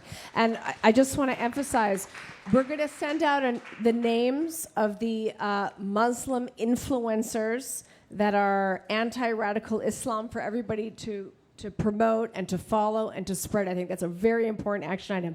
And Dr. Glick had one more thing. Yeah, I wanted to end with the action item. And my action item for everybody is just stop being afraid. We've got to stop. There's been this, the emasculation of the American man, the American Jewish man. We look at what goes on. The Israeli army, you can put 5 Israeli soldiers together. They can take out any terrorist in the world. But a Jew, is going to just take out their cell phone and record. And I can tell you from my own experience, there was a point in time when I was looking at 10 years in prison. The prosecutors came to me and said, we want you to take PTI, pretrial intervention, which would have been basically, it was a tacit admission that I had done something wrong. And I don't know if anybody in this room has been arrested. Probably Luke once or twice. I don't know if I had to guess. If anybody's been arrested, it's a terrifying experience. But we have to make a decision. We have to believe God is on our side and stop being afraid. There are resources for us. One of the things that we're working on, I can't tell you how many cases have come to me of people that are in similar situations, that I've had. We've put together, we have PR teams ready to go, we have social media, we have lawyers, we have everything. But what we have is, all these people said to me, thank you for not being afraid, and I'm asking everybody else, stand up, don't be afraid, because if we don't stand up, we're in real trouble. Thank you. Thank you to the amazing panelists. They will stick around, I hope, to answer questions, so we don't have time for that. I just forgot to mention, and my fault, our incredible Jane Zirkle, who's over there doing an interview. She came to us from Steve Bannon, and she also used to run Rudy Giuliani's campaign, and now she's the comms director for Lawfare. So we're very happy to have her. Thank you so much. Thank you all so much. And as I promised you all, we're going to end each panel with an action. We're running a little bit behind schedule, but I'm an Iranian Jew, so running late is okay.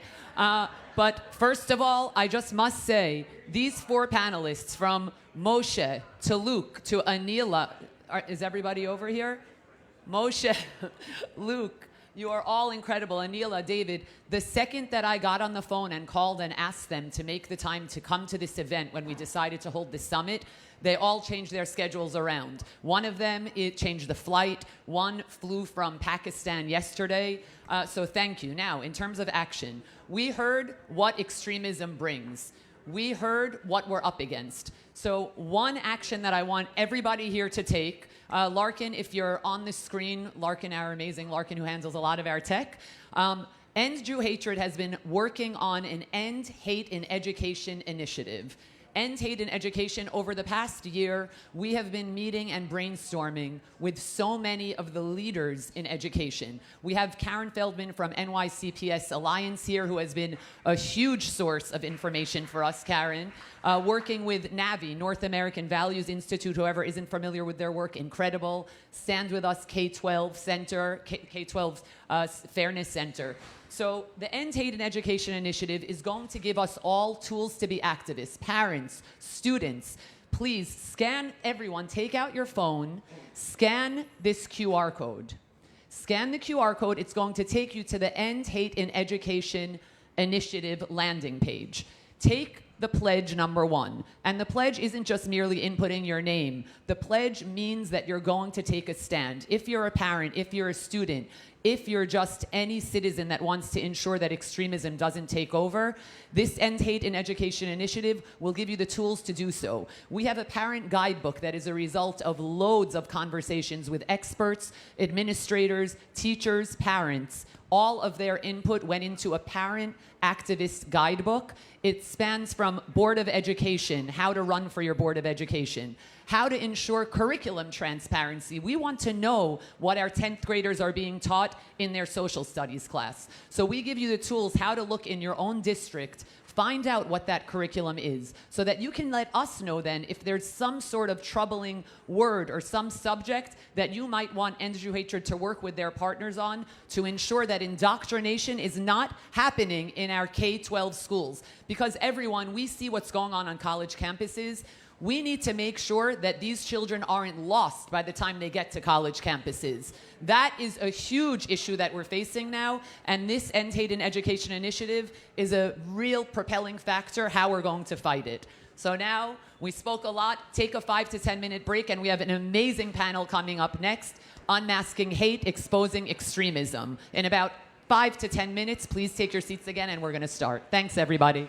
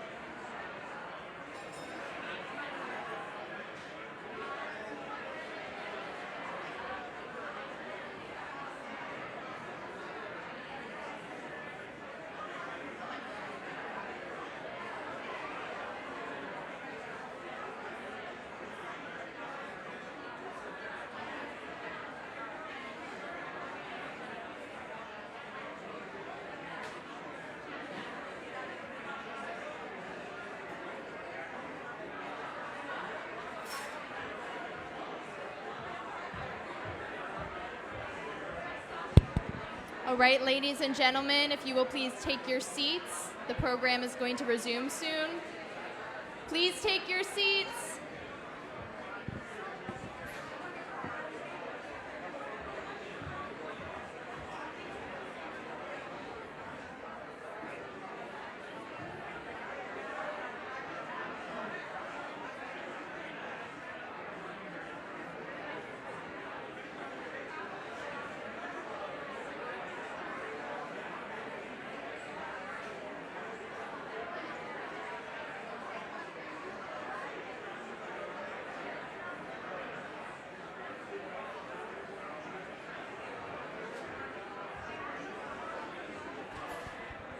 Ladies and gentlemen, if you could start taking your seats, please, so we can start the second panel.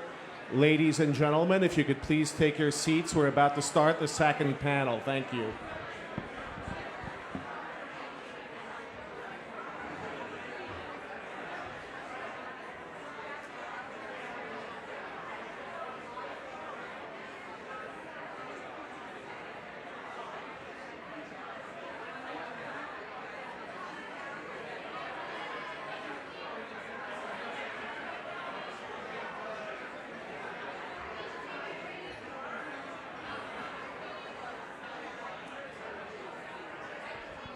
Ladies and gentlemen, please take your seats. We're about to start the second panel.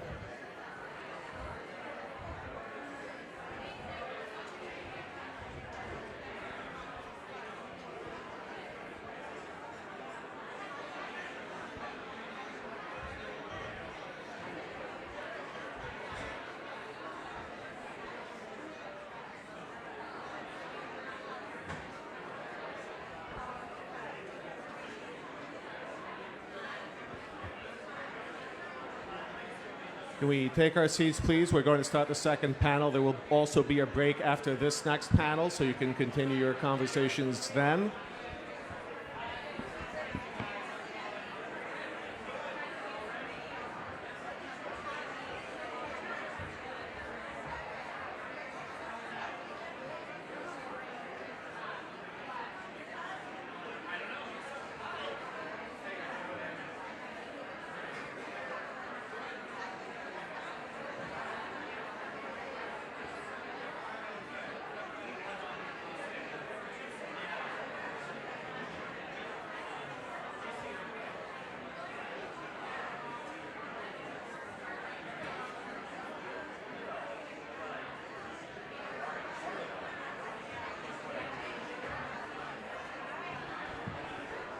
All right, folks, there's nothing like starting to actually start. In order to quiet, if we can please take our seats, we're about to start. I'm going to give you the irrelevant part up front. My name is Gerard Felitti. I'm an attorney and senior counsel at the Lawfare Project, and it's my privilege to moderate the second panel that's about to start. So can we please take our seats?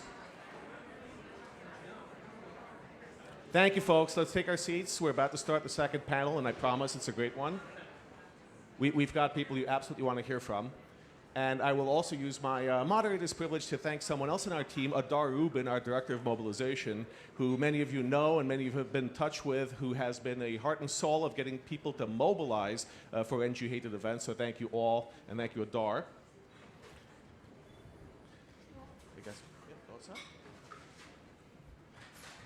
So our second panel truly has some of the voices and thought leaders in this field that you really want to hear from. I'm pleased to introduce Jonathan Chandler, the Executive Director, Foundation for Defense of Democracies. Please come on up.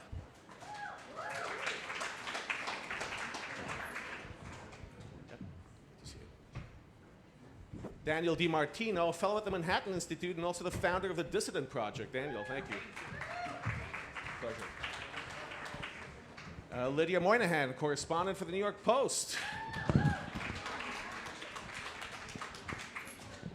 And Jackie Alexander, last but not least, the CEO and president of Honest Reporting.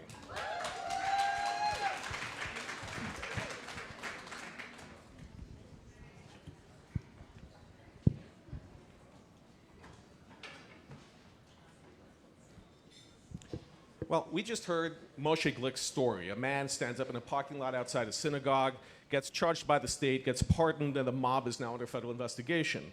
What we didn't hear, what was behind that mob, Who put them there? What built the ideology that drove them, and what funded their organizations? Before we can dismantle the pipeline, that's what this is, a radicalization pipeline that leads to the acts that we're seeing. Acts that don't just target Jews, but target Christians, target Muslims, target all Americans who are trying to exercise their rights. There is a radicalization pipeline at work, and the result of that is violence. The result of that is the violence we saw on Saturday night in Washington, D.C. And one of the questions, the first question, is really how we identify and how we address that radicalization. But first, I think we need to expose it and to understand how it works. So I'd like to start with Jonathan, because you have done amazing work on tracking terrorist financing, on identifying these pipelines, on how radicalization works and the effects it has. So can you tell us a little about that, please, the radicalization networks? Sure. First of all, thank you for the opportunity to be here today, and kudos to all of you for being here and standing up for the right thing. So congrats to everybody here. Yeah, I mean, my background is as a terror finance analyst at the U.S. Treasury. I used to track Al-Qaeda and Hamas money in the early years of what we used to call the War on Terror. Now nobody calls it that, even though it still continues. When I left that job, I went on and did a bunch of different roles in the think tank world. The story gets interesting for me somewhere around 2012. We had a philanthropist come into the office and said, "We see some weird things going on campus." This is 2012, right?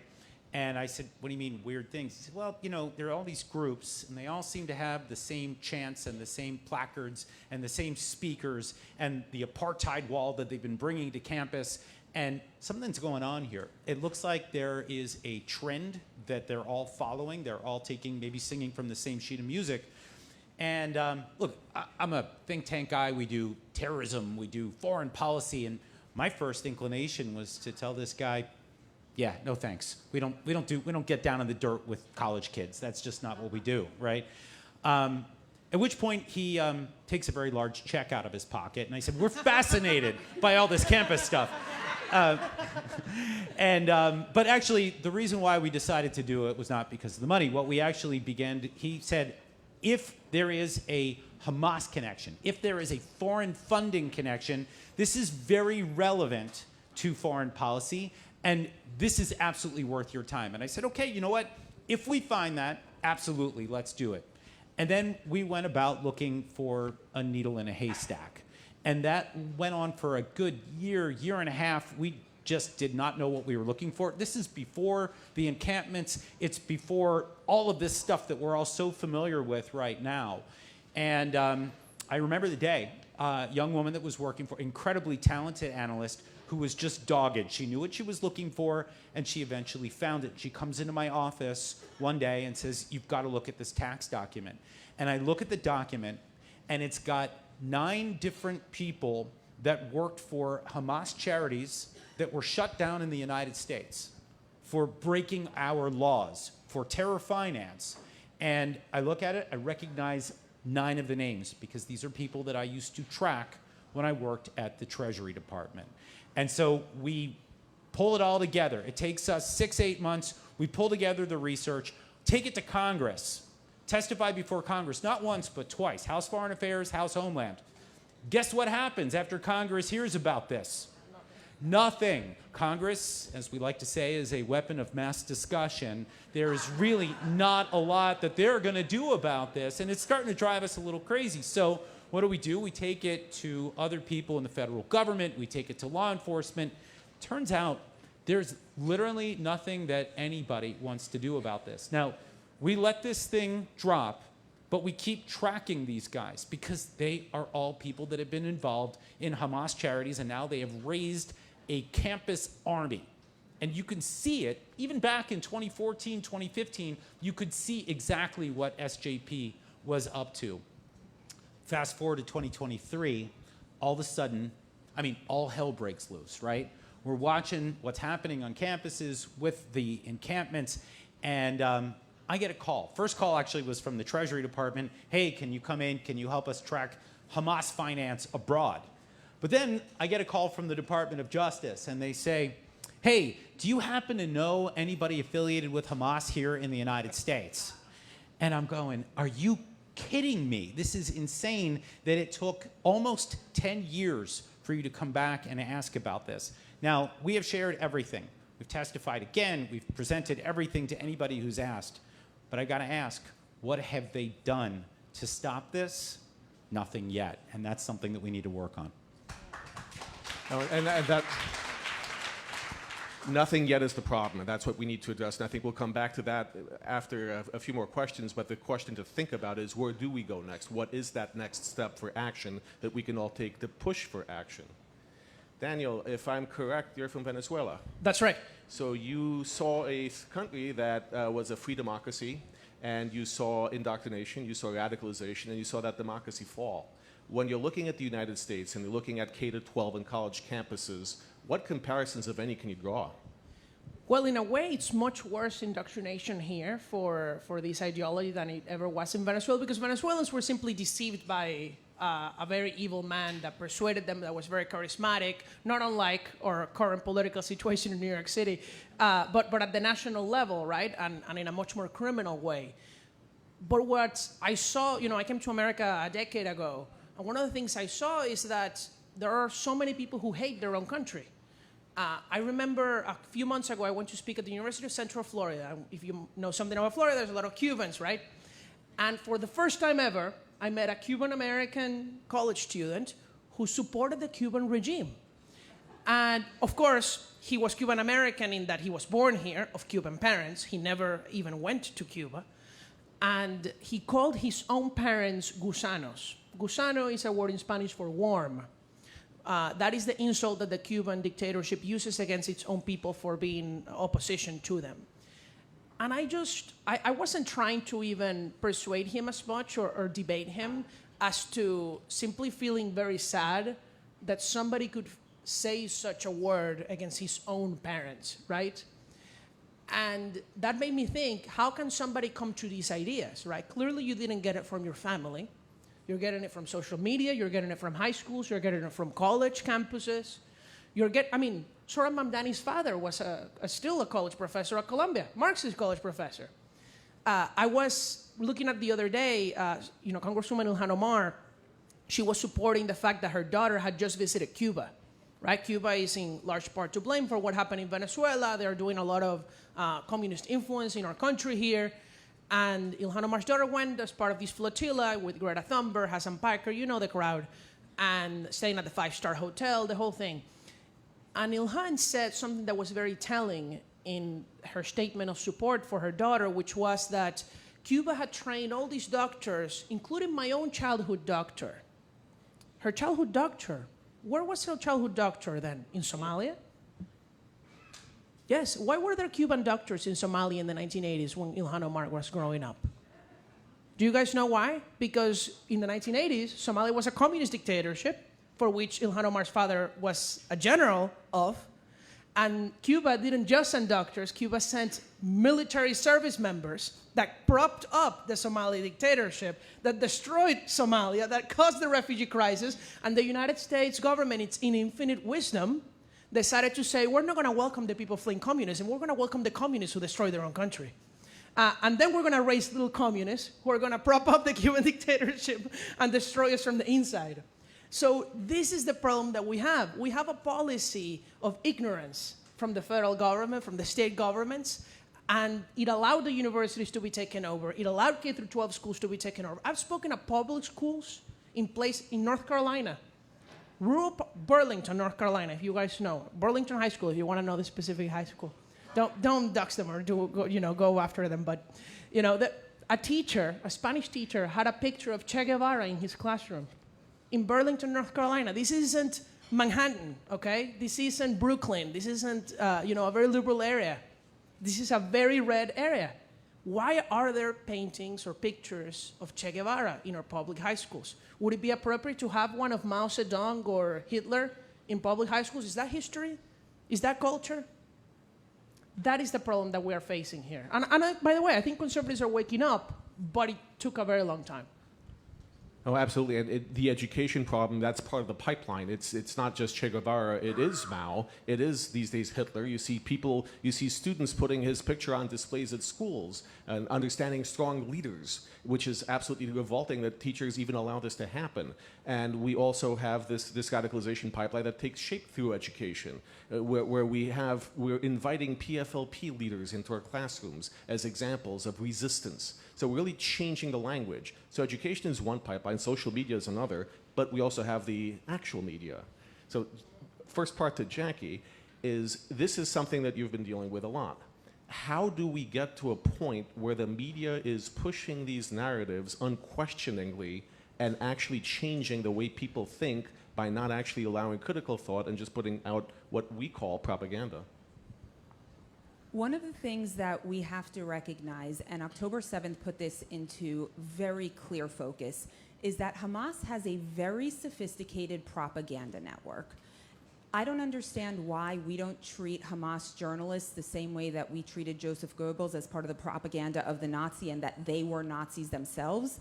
But the world has decided that Hamas propaganda is separate and apart, and those are real journalists. But Hamas has a very sophisticated propaganda network. And they have a training network for photographers, for journalists. It is generational. And when you look at the pictures that the Hamas photographers take, they are some of the best in the world. And that's no joke. They really are trained well. So I want to give you, I want to talk about a narrative. And when I say narrative, let's be clear. That's a lie, right? A lie that is circulating right now. Honest reporting is known as a pro-Israel media watchdog, but we've evolved with the times over the last 25 years, and we are now an information watchdog. And what we've done in order to track information is we have built a proprietary AI tool that allows us to see narratives, lies, as they are building before they get large. So to give you the background before the lie, back in February, the Hamas Ministry of Economy in Arabic puts out a statement to the people of Gaza saying, we have 6 months worth of basic supplies to keep you safe. Do not do a run on the markets. We can meet all local needs for food. 6 weeks later, Hamas, in English, the government media office, puts out a press statement, and that says that Israel is engineering starvation in Gaza. Now, no media picked that up, but clearly Hamas was trying to push something out. Hamas has its own aligned media outlets, so immediately Quds News Network picks up that press statement and puts it out onto social media. Other right-wing, alt-news aligned, ideologically aligned outlets pick it up. Think Mint Press News, which is Iranian aligned. So they start putting that out there. And then you have ideologically aligned accounts like Suppressed News or The Savior.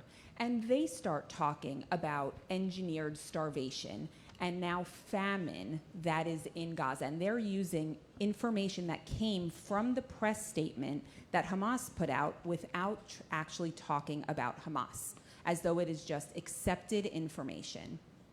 From there, UNRWA starts posting, and Doctors Without Borders starts posting about how Israel is destroying the very quality of life that exists in Gaza. So what happens? The media doesn't quote Hamas. The media doesn't quote these random accounts on X. They go immediately to Doctors Without Borders, and that's what they start posting. So you have this entire laundered filtration that comes from a very sophisticated propaganda unit that Hamas has built over the years. That propaganda seems to be getting through to many newsrooms, and editorial decisions seem to be made that don't actually filter it. So I guess my question to Lydia is, from what you've seen, how does that happen? How does an institution that's supposed to be a protector of democracy, of freedoms of speech and of thought, how does it become perverted into one opinion or one mainstream direction? Well, news ultimately is a business. That's just the reality. There are some great people out there who are very committed to speaking truth, no matter the cost. But most news operations are trying to figure out how can we survive in this day and age when there's so many content creators who are making millions. How do we stay relevant? And so news outlets are primarily looking at traffic. What traffics well? What are people? And it might be bots that are just reading this story, but they're really looking at that as their metric. And I'd also know, I feel very fortunate to be at the Post, where I think we have a lot of ideological diversity, but most of these news outlets are 90 to 95% liberal reporters. They've gone through the system. They've gone through the educational system that Daniel was talking about. They haven't been faced with any sort of alternative viewpoint, and they're in such an echo chamber that I don't think it even occurs to them to sort of ask these questions. And I mean, at least with CBS, now Barry Weiss, that's the first mainstream publication that's basically said this is all according to the Hamas Authority, right? This isn't actually anything that's independently confirmed. So at least she's kind of noting that this isn't something that we can just trust. And, just sort of as a relative, I'm not that young anymore, but as a relatively young person, it's been so remarkable too to me to see among peers growing up, Christian friends, we all were sort of aligned that we were supportive of the Jewish people, supportive of religious freedom, all of that. And I think the embrace of conspiracy theories, which is rooted in some cases, very understandable things. People were very disenfranchised after COVID, and now they've just sort of latched on to every conspiracy theory. And at the same time, you have the emergence of the content creator.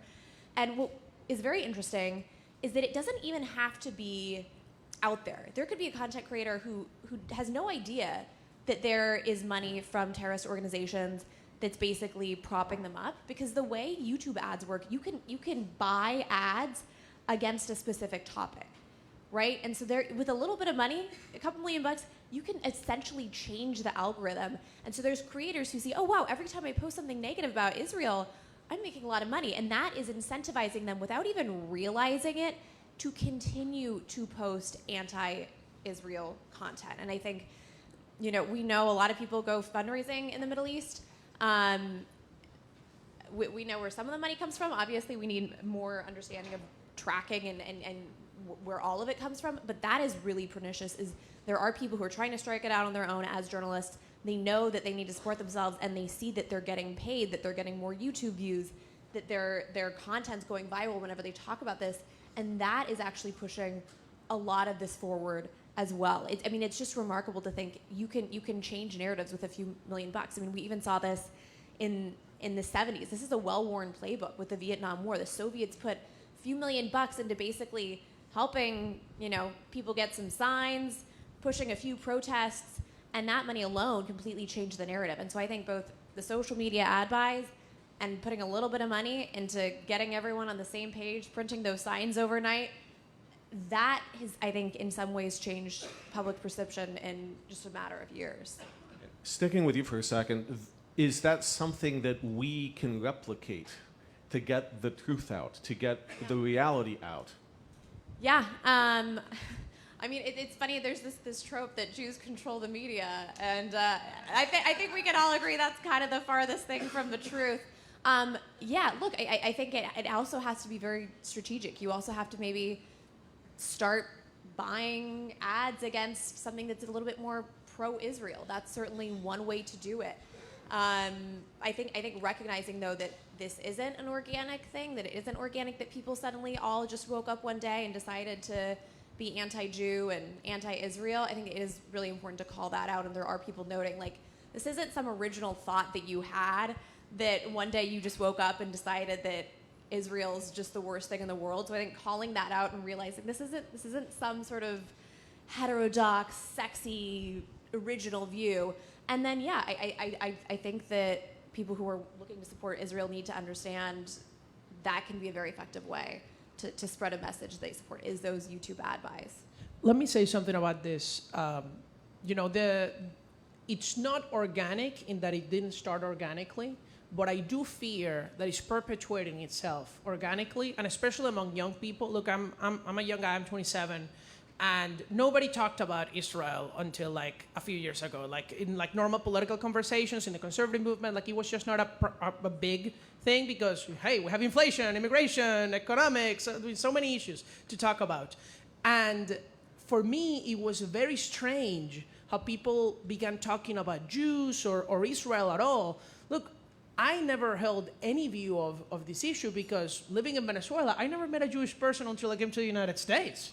So how could you be anti-Semitic against somebody you don't even know? And then when I got here, there are people who are Jewish, just like there are people who are other religions, and that's like normal.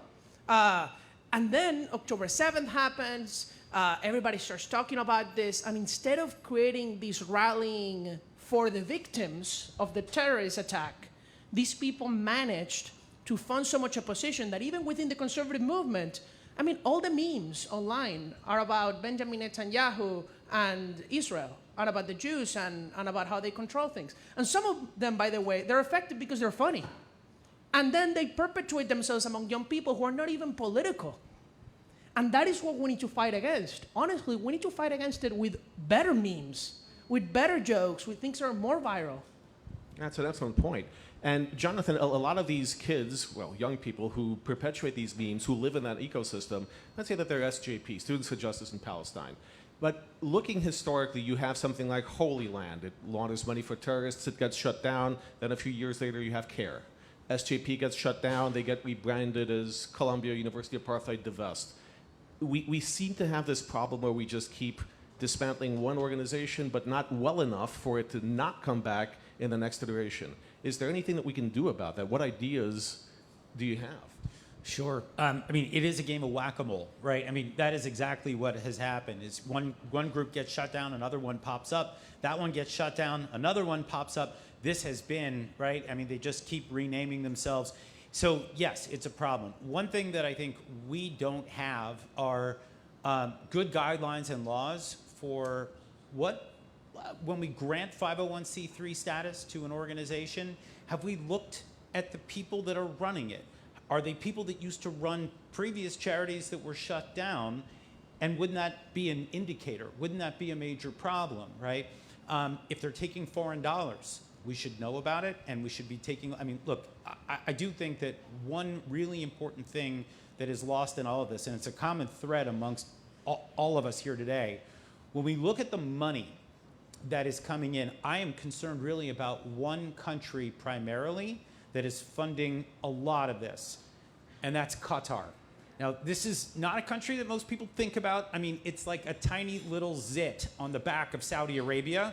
Nobody can point it out on a map. But let me just say, they control 12% of the world's energy.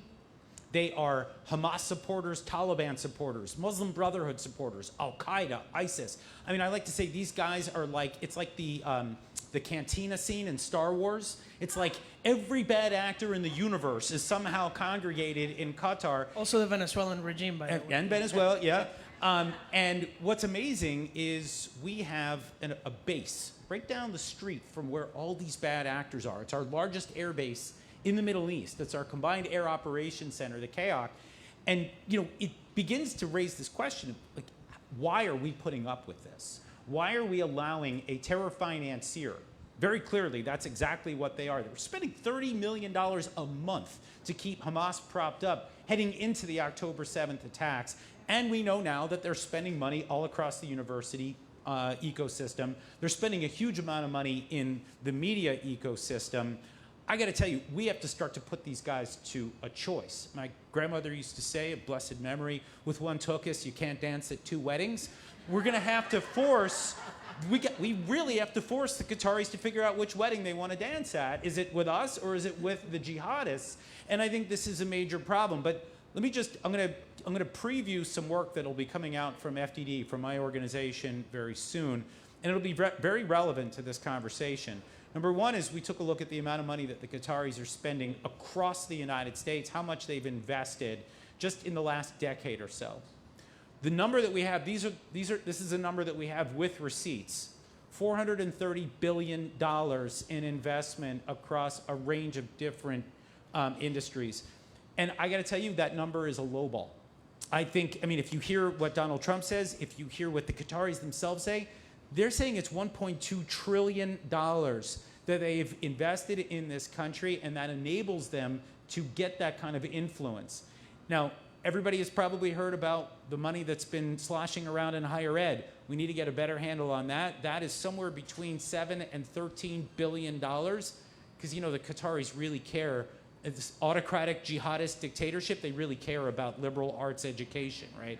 I mean, this is insanity that they're allowed to do that. But now here's the little spoiler for what is coming out from FDD in the coming couple of, let's say, 2 months from now. We have found millions of dollars in K through 12, including right here in New York. So coming soon to a theater near you, but it's time to start to purge the Qatari influence, which I think is actually enabling all of this that we're talking about today. I think it's safe to say that everyone in this room is looking forward to that report. Qatar, through Qatar Foundation International and other groups, has been spending so much money in K-12. A lot of us see those maps, the famous maps that don't have Israel on them, that have Palestine. Where does that come from? QFI. Where do some of these teaching materials come from? QFI. So I applaud that you're doing this. And by the way, just so everybody knows, QFI is not a registered foreign agent in the United States, even though it is funded, I believe, entirely by the Qatari government. It's not even a 501c3. It is an LLC that is somehow throwing off millions of dollars into the education space, and no one seems to be bothered by this. It's time to take a closer look. So, absolutely, thank you. So Jackie, sticking with that for a second, Qatar has been very good at reputation laundering, if we can call it that. It is not a sponsor of terrorism. It is a major non-NATO ally. It's convinced our elected officials that it is our friend, that it wants to help us in the Middle East. And we see newsrooms that are looking at this unquestioningly. How does that happen? What can we do about it? There was, I think earlier this week, a member of the Qatari ruling family was introduced on a major news segment on TV as just being a fellow at a think tank without giving any sort of background information. What we're seeing across the media sphere as a whole is that they're not either doing the research that they need to do, which is how you get the BBC making an entire documentary that they then need to pull because the main focus of that documentary was a Hamas-aligned family.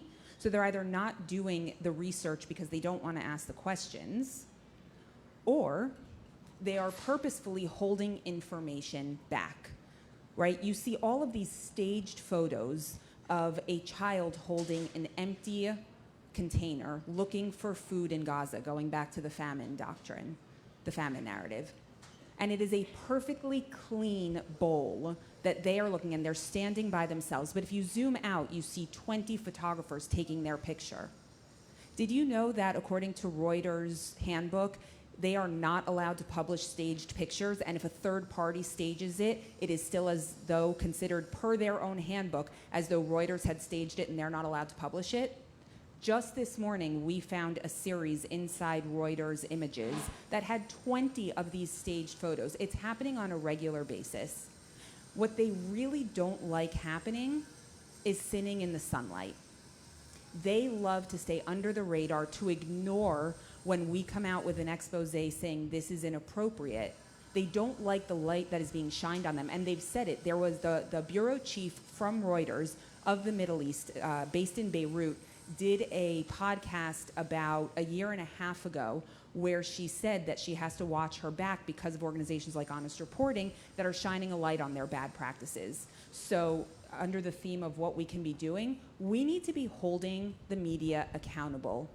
You're right that there are a lot of people who want to do good, and there are a lot of journalists, including ones in this room, that are putting out incredibly, incredibly good work.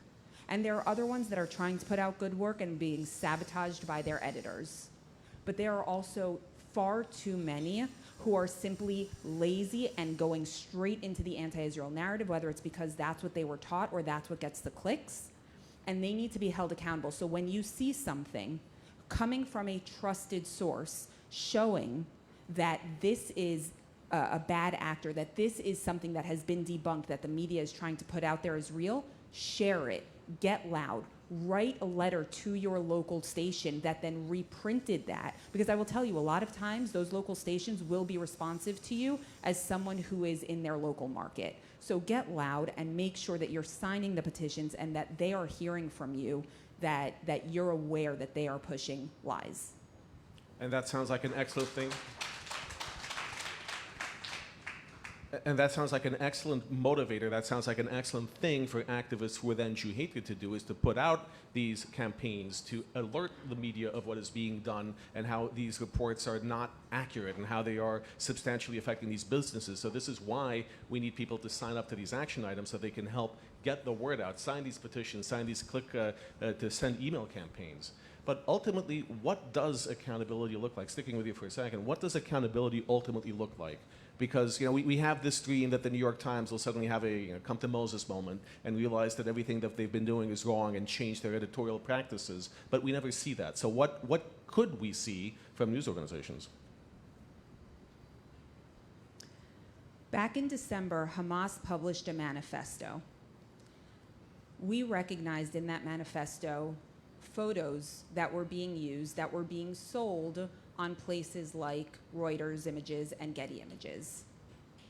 So we reached out to those organizations and we said, I'm not a lawyer, and I get in trouble from my husband who is a lawyer for giving legal advice, so I apologize in advance. But I took a look at that, we took a look at that, and we said, from our eyes, there are three things that could be happening here. Number one, Hamas legally purchased those pictures, in which case I have a lot of questions about, terrorism funding, material support. Number two, they didn't pay for those photos, and Getty's and Reuters have already sent them a cease and desist, in which case, fantastic, we'll drop it. Or number three, Hamas didn't pay for those pictures, you're aware of it, you're not doing anything, in which case I have questions about material support for a terrorist organization. And as usual, Reuters didn't say anything. But Getty came back very angry, and they said, we don't have exclusive rights to sell these photos. So if they're using them, they could have gotten them from Anadolu, which is a Turkish state-run news agency, which almost every single photograph that you see in mainstream media is being laundered through them. They could have gotten it from there. They could have gotten it from the photographer themselves. And, this is very inappropriate and wrong that you're calling us out for this. Why couldn't they just have put out a statement that said, we had no idea Hamas was using this and we condemn them? Full stop, we would have been happy. That's all we want, is accountability for these news agencies to come out and recognize that through a whole host of things, whether it's staged images, whether it is local fixers and producers on the ground who are trying to push stories that they know are wrong and fake, or whether it's the laundering of information through the NGO industrial complex, which NGO Monour actually did a great job of exposing within the last year of how, similar to the Muslim Brotherhood, similar to what the Nazis did and what the Soviets did, every single NGO that operates inside Gaza has one or many more than one Hamas assigned to it. And they knew this was an NGO that we could work with. This is one that we had to work with quietly. Here's who we have to push in order to get things done. If I know about it, and now you know about it, you cannot tell me that these multi-billion-dollar news agencies don't know about it, and yet they play along because they can. And that's the part that needs to change, and it's likely that legal action needs to be taken. So Lydia, do you think, based on that it needs legal action, or is there some other way that we can get newsrooms to do what they need to be doing, which is at the very least disclaiming and explaining the inherent bias there? Well, I think it's yes and. Again, I think when we talk about the media, it's a very large, not sort of single-minded organization. Mostly it's a lot of really underpaid people who are just trying to get the clicks and go home. And so I think people want the path of least resistance in that industry. If they see legal action, if they see that they're going to somehow face a consequence, they're going to want to eliminate that, right? Because again, yes, there are some really strategic people, but most people, this is the government, this is why I always have a hard time believing in conspiracy theories. Most people are not that smart. They're just trying to make a paycheck and go home. And so if you have legal action, if you have somebody who doesn't want to get in trouble with their editor, they're going to respond to that. So I think that's a really effective way. If somebody violates a code, if somebody says something inaccurate, yeah, you need to follow up. Anytime you see something like that, point it out, because people don't want a headache. They just want to move on. So people I found in the media are very responsive when they get threats, nobody wants to be embarrassed. They're happy to change it, and they'll probably be a lot more aware of something. So I think that the legal piece is key. The other piece is counter-programming. You know, when 10/7 happened, I, like Daniel, was like, I haven't really thought about Israel too much, right? You know, most people, contrary to what the media narrative says, most people are not really impacted that much by Israel. It's kind of insane to think that such a small country with such a small number of people that is like a speck on the map there in the Middle East gets so much attention. And so I thought, okay, how do I learn about this? And I ended up ordering a DVD from CBN because I was like, I don't feel like I can find really reliable, good content, really reliable documentaries about what's going on. And so I think that's a huge opportunity as well. Again, most people probably aren't going to like go to CBN and order a documentary on a DVD. And so I think we need to be doing a better job of creating content, creating videos, creating things that people are going to see on social media that kind of explain what's going on, right? And I found that compelling, but it was kind of a lift, I guess, when most people are just happy to scroll on TikTok. And so I think the counter-programming, putting things out there that are going to offer an alternative, that's the other key, because you need to reach people where they're at. And right now, again, most people are just blindly being fed something, scrolling, and they don't even think about it. And so I think it's really important, whether it's putting money behind that or just creating that content and putting it out there, there needs to be counter-programming. Excellent point. Daniel, how do we get that counter-programming into the hands of people who will actually listen to it?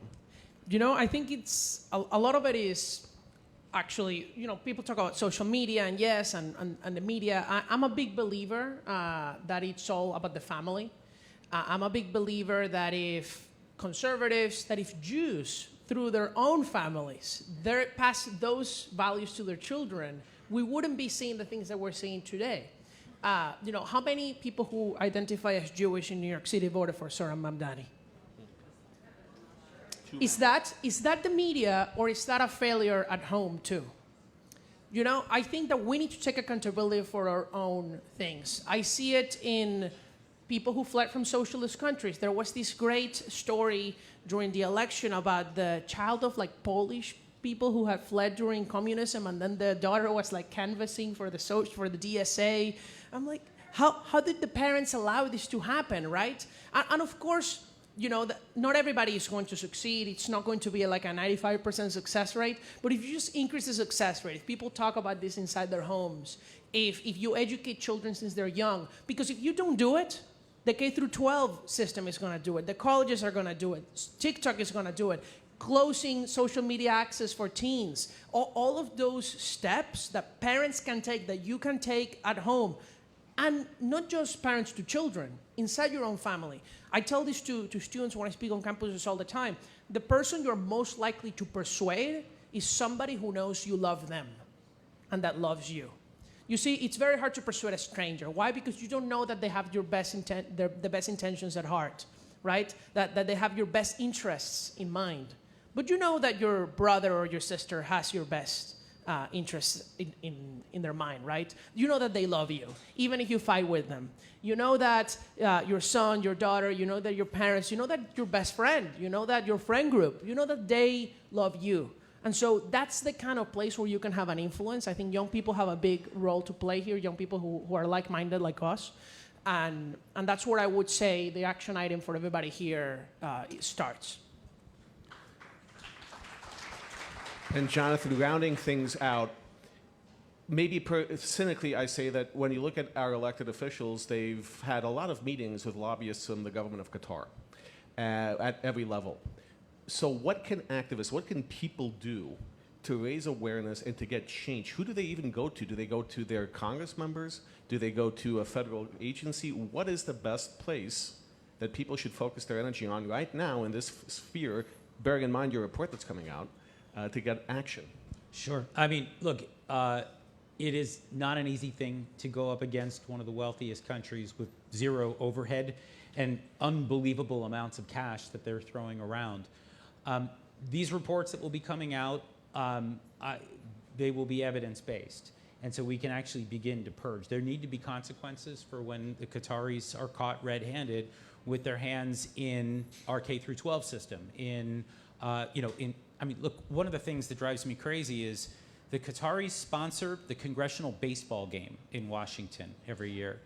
They are sponsoring, right, or they just did sponsor a White House Correspondents' Dinner party, right? This is naked influence buying, right? And there needs to be consequences for this. So what we need are actually overhauls of our laws. I think federal. I think, by the way, even at the municipal level, New York is rife with this too right now. So federal, state, municipal, we need to look at it. And you should be out there if you're an activist.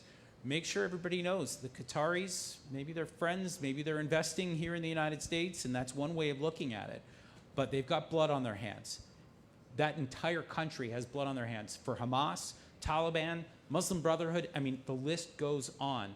And that evidence is irrefutable.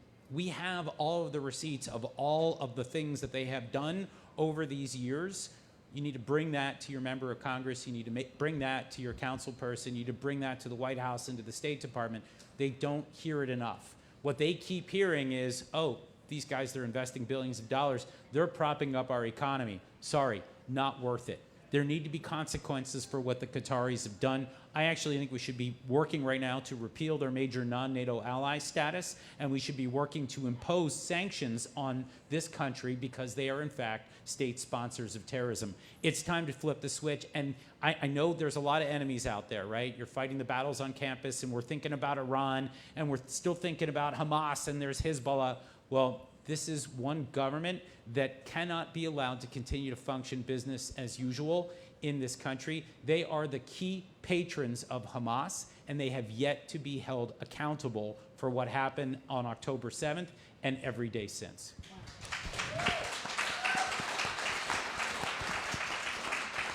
And I think that's a very good endpoint to this panel, focusing on what we actually need to do and highlighting the importance of action, not just complaining about the problems, but we have them identified. You have the receipts. We have this knowledge. Some elected officials are already acting. I think we've seen the last couple of days the Georgia State Legislature passed a bill that goes towards education disclosing funds that are being received by, they didn't name it explicitly, but it's Qatar. So we are seeing movement on state level, and it's something we all need to amplify and push more. So thank you all for an amazing panel. Thank you for being here. Thanks. Thank you all so much. I'm going to hold a couple. I'll put it over to Jonathan. Thank you all so much. The intelligence that was just up on this platform is astounding. Thank you again, everybody. And what Jonathan was just talking about, consequences and accountability. How important is that? And that got our wheels turning, because what we focus on so much at End Jew Hatred is ensuring consequences for bad behavior. So now on to our next action. Everybody, take out your phones again. And whoever is not currently in our End Jew Hatred Action Items WhatsApp group, join ASAP, please. Everybody. Now, we have this digital activism piece. It is so much more than just email campaigns that go out. We have writers from End Jew Hatred, Pens for Swords, incredible researchers, our End Jew Hatred Parent Edition Facebook group. They are researching situations that are going on deep, whether it's care, on campus, government issues, and then we are getting admin only, no chatter, out in these WhatsApp groups, links for you to click, sign, and pressure the targets at hand. And we're seeing results. And even when Jonathan was speaking, my wheels started turning about some of the actions he was saying we should take. Our numbers can ensure that we get heard. Through our joint groups, we're reaching about 50,000 people in any one given action. So we know this is a numbers game, and we can do it, and we could take the haters on. We thank allies. We thank those that do good. Actually, just now in the elevator, I was speaking to Leo Terrell, who Brooke is going to come up here and introduce, even though he truly needs no introduction. And I was telling Leo, every email campaign that we get out, we CC your office on. So they're getting all of the research. The powers that be are getting all the research involved, nitty-gritty, important research, so that the House Ed and Workforce Committee has information in their hands when they're taking the haters to town and to task. So here we are. And one more, my ask until after, because I'm full of asks. Everybody, once you're in this action items group, share it. make a pact with me, with us, with yourselves. Just today, forward the link to 5 people that you know that are not in our action items groups, because together we can move mountains. Thank you. Brooke? Wow. Who scanned that QR code? Raise your hand. I want to see. Excellent. Thank you. So I have the honor of introducing our Department of Justice Chair of the Task Force to Combat Anti-Semitism, Leo Terrell. He has been on the front lines in the fight for social justice and everyday Americans for over 30 years. Terrell is a nationally renowned civil rights lawyer and a very popular television personality. He joined the U.S. Department of Justice at the beginning of the Trump-Vance administration, and he leads a coordinated national effort to deter anti-Semitic harassment and hate crimes. Now, Terrell organizes events to highlight and advance the DOJ's work against anti-Semitism. He was instrumental in bringing the hostages home, and he spearheads social media and letter writing campaigns to mobilize public support and sanction Jew haters. Terrell has also taken the time to meet directly with Jewish victims of anti-Semitic hate crimes, including students across the country, to hear their stories and advocate for their protection. Mr. Terrell, please join us on stage. Thank you.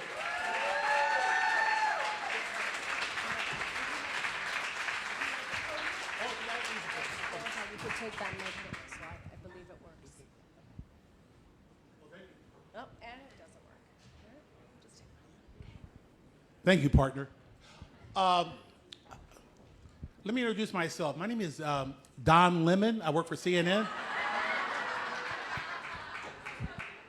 Joking. First of all, I want to thank you. I want to take my 10 or 15 minutes to speak to you, just to tell you why I'm up here. And first of all, I want to set aside politics. No politics here. This is an issue of right and wrong, okay? I am a civil rights attorney for 35 years. I'm a Baptist. I believe in religious freedom. 2 weeks ago, I was speaking to a Nigerian group about the genocide to Christians. I just want to give you a little background of what I do. I was a radio host in Los Angeles for 25 years. I was called Jew lover as a talk show host because of my position on Israel during the Iraq War. You can do all this research. It's all out there. President Trump, in my opinion, on the issue of religious freedom, is the greatest president in my lifetime. He has created the task force that allows me to combat anti-Semitism. And I want everyone to understand this. It is a 24/7 commitment from me. This is all I do. I also want to tell you that I work in the Department of Justice, and I want you to know that I work with 2 great leaders who have unleashed me, who have said, do whatever you can to fight anti-Semitism. Todd Blanche and Stanley Woodard have given me the green light, and they said they will never say no to me. A lot of people come up to me, and Brooke just gave me that beautiful introduction. Doing a lot of good work. Ladies and gentlemen, I could do a lot more. I could do a lot more. And it frustrates me that I'm not. When I got the invitation to come to New York to talk about ending Jew hatred, I said to my chief of staff, yes, immediately. Because I am embarrassed by the amount, notwithstanding the support that I have received from the president, notwithstanding the support that I have received from the Department of Justice. I've never seen anti-Semitism as rampant in my lifetime. It is across this country. May I submit to you some examples? The Jewish tax. What's the Jewish tax? For Jewish Americans to celebrate at synagogues, to have events, they have to pay these outrageous security fees. It's across the entire country, hundreds of thousands of dollars. I find that offensive. I find that wrong. And it has to be stopped because the local administrators in all these cities, I don't want to mention them, Los Angeles, Boston, New York, Chicago, Philadelphia, they don't protect the Jewish Americans. I find it offensive.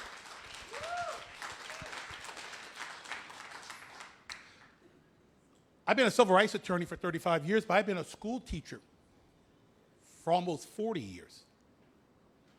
Ladies and gentlemen, the people on the left have hijacked our colleges and universities. And now they're going after our K-12 kids, teaching hatred at kindergarten, first grade, second grade. And it's being done by these teacher unions across the country. They're teaching anti-Semitic conduct. I don't want to mention any of these cities. Los Angeles, Boston, New York, Chicago, Philadelphia. I'm just telling you the truth. It is out of control. Lastly, the last 4 or 5 years, ever since October 7th, it seems to be popular to hate Jews in this country. And it's demonstrated by the repeated pattern and practice of Jewish hate crimes across this entire country. Jews are being attacked walking down the street, going to their synagogue, at schools. And I'll wait until you tell me the number of prosecutions done at the local level, the local DAs, the local city attorney. Where's the hate crime charges? I'll wait because I know what the number is. Big zero. They'll look at a hate crime involving Jews and talk about just assault and battery. That's what's going on. That's why I feel like I'm not doing enough. And those cities that are failing to prosecute hate crimes, I don't want to embarrass them. Los Angeles, New York, Chicago, Baltimore, Philadelphia, it happens. I find it wrong. I'm preaching to the crowd here. I'm preaching to the choir. It drives people crazy to see me heading this task force. To me, it's logical. Because fighting anti-Semitism is not a Jewish issue. It's not an American issue. It's a Western civilization issue. We are obligated to expand our base because we are obligated, not just on a federal level, on a local level. We got to retake our local administrators, our local prosecutors. We got to retake our local school districts to ensure the curriculum. We have to take over the local cities are more important than the national level because that's where the unlawful activities are occurring every day. And there's no action. I'm no fan of this mayor. He's made it clear. I'm not even a fan of the mayor's wife. She hates me, she hates you, and they represent this great city. It's an embarrassment. It's an outright embarrassment because they do not understand the term religious freedom. And they turn their back on protecting what is important in this country, a core value, the right to worship. You know, I have said this in other speeches, but I want to make sure it's clear. As a person of color, Black American, I'm a history teacher. And I understand the beautiful and I use the word beautiful relationship between Jews and blacks. I know the history. I know the history because in 1909, the Jews helped create the NAACP. If you know your history, I know that Jews walked with black Americans in the 60s in Mississippi in June of 1964, where two Jewish activists, Werner and Goodman, lost their lives fighting for people who look like me. You see, this is a no-brainer. We have to work together and expand our base. I want to close by saying this. By the way, she'll get mad at me if I don't mention her name. That's my chief of staff. We were in a fight today. Sarah Goldman right there. Yeah. I mentioned three people who are helping me. The President of the United States of America, the greatest president in my lifetime, Stanley Woodard, who I report to every day, and Todd Blanche. And I'll tell you, there are two major projects I'm working on. I cannot disclose them today, but we have been working on these projects for the last 2 weeks. It's going to be announced. I will simply say that one of the two projects goes to the heart and soul of what I discussed.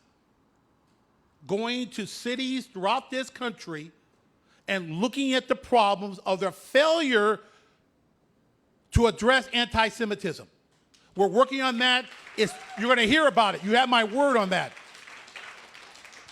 And secondly, this great president has tasked me with an assignment to create an organization bigger than my task force, but an organization involving people like you throughout the country to fight this problem. I'm just being as vague as possible because it's going to happen in a couple of weeks. That's the commitment that this president and this administration has, because I will assure you, if we don't get it right now with this great president, if we don't set up guardrails right now with this great president, we're going to be in trouble. I'm telling you, we're going to be in trouble. I will never lie to you. And I will tell you, I'm working hard. Thank you.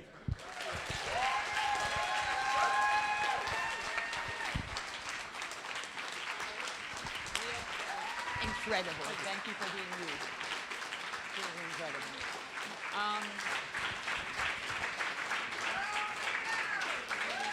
I don't know where Gerard? Gerard, are you going to introduce me? Logan? Yep. Thank you very much. That was a very powerful, powerful statement of everything that Leo Terrell and the government are doing to help us. And we all appreciate the efforts that he's done and that the government has done on college campuses. But there's more than just college campuses. We're seeing this in education, but we're also seeing this in employment. And I'd like to call up someone who is a proud educator, an amazing educator, and an amazing and proud Zionist to tell you their story briefly, because this is something that we all need to be aware of, because this is the next step. It's not just the Justice Department looking at colleges. It's looking at employment and how people are treated in the workplace for being Jewish. Logan Levkoff, please come up.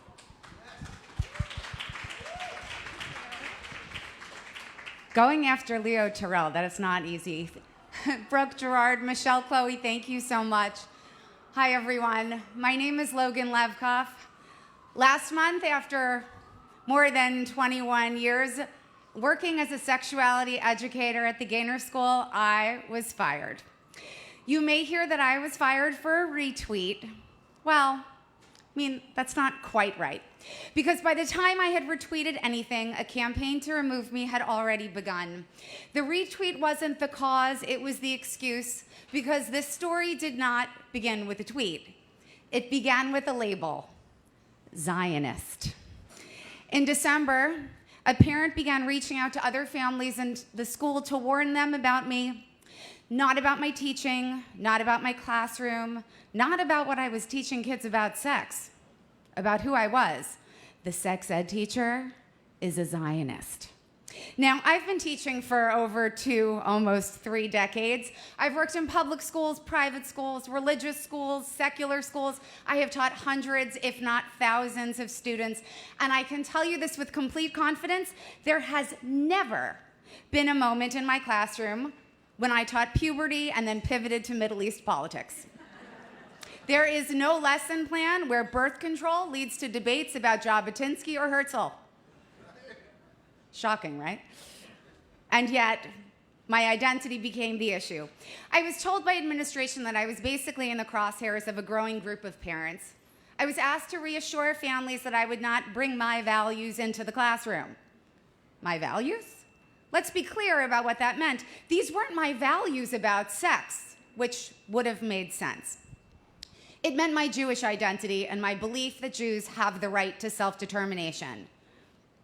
Just who I was. And along with this disclaimer about my values came an extra adult in the classroom to observe my lessons. I was told it was to protect me. But if you understand anything about sexuality education, you know this. Trust and comfort are everything, and suddenly that space was compromised. But I stayed because I had relationships with those students, because I believed in the work. And to be honest, I loved the school. I want to be clear. I loved the school. And I thought, maybe naively, that perhaps if I just kept doing my job, this would pass. Well, it didn't, because it was never really about the classroom. It was about finding something, anything, that could justify what had already been set into motion. So the retweet. I reposted Brianna Wu, my friend, a trans woman, a fierce fighter for Jews and for Israel. Her post criticized an idea, an ideology, and called out something that many people are afraid to say out loud, that anti-Semitism has, in some cases, crept into movements that claim to stand for inclusion. It did not attack trans or non-binary people, but let's be honest, by that point, it didn't really matter because that retweet became the smoking gun. And 48 hours later, I was called into the head of the school's office, and on my way, I received a text from a colleague. It was a screenshot of a letter that had already been sent to parents. It said I was no longer teaching. That's how I found out I was being fired. I don't know what's worse, Berger breaking up with Carrie via Post-it, or my situation. I was told that the retweet had violated the school's values of inclusion, that families were upset. I said something that, to me, should have stopped the entire conversation. Brianna Wu is transgender. It didn't matter, because by that point, the outcome had been decided, and the evidence was a trans woman, but just not the right one. And that's how a witch hunt ends. But let me tell you what I actually did. Long before inclusion was a slogan, I was living it. I validated my students, their identities, their pronouns, their questions. I trained and guided teachers to navigate these issues and support their trans and queer students in a classroom. I taught people how to think, not what to think. And I did it for over 2 decades. Look, I know that what happened to me is not an isolated event. It is part of a broader shift. A label, even the one I am so proud of, Zionist, becomes disqualifying. Ideological conformity replaces intellectual openness. Educators are no longer judged by what they do in a classroom, but whether or not people like who they are outside of it. The difference here is that I never hid who I was. I never pretended to be anything else. Integrity demands it. So if a teacher with a 21-year record could be targeted, scrutinized, and ultimately dismissed after months of a relentless campaign, where the evidence is a retweet of a trans woman, just not the right one, was this ever about my classroom? Well, I think it was about finding a reason to justify a decision that had already been made about the sex ed teacher. You know, the Zionist one. Thank you.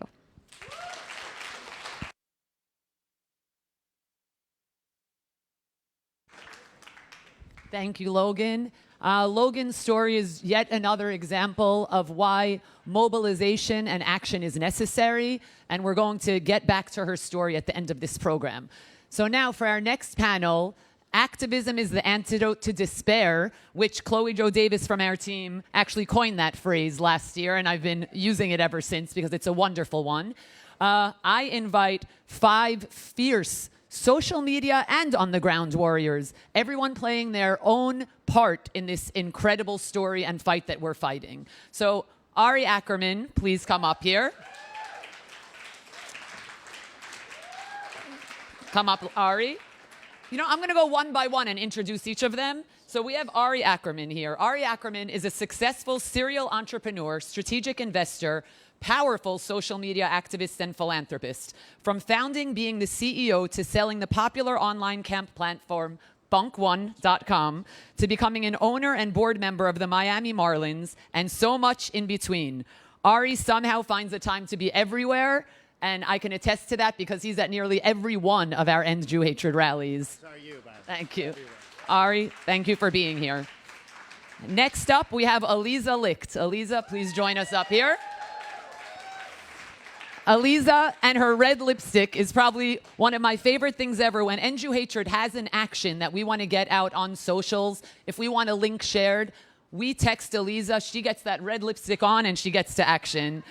Aliza is an award-winning marketer, best-selling author, podcaster, personal branding expert, and career development coach. She's been a prominent figure in the fashion and media industries for over 25 years, and also the founder of Leave Your Mark. Welcome, Aliza.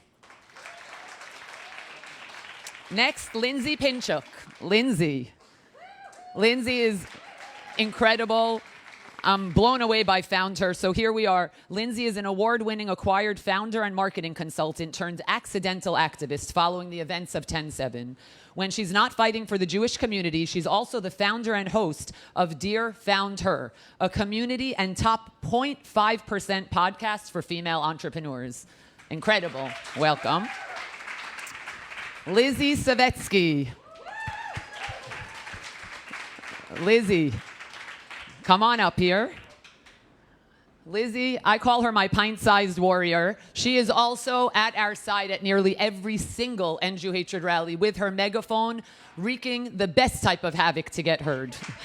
Lizzie, a digital advocate for Israel and the Jewish people who sees your platform to spread truth, bring awareness, and fight hate. And that's a short bio for a huge personality. Lizzie.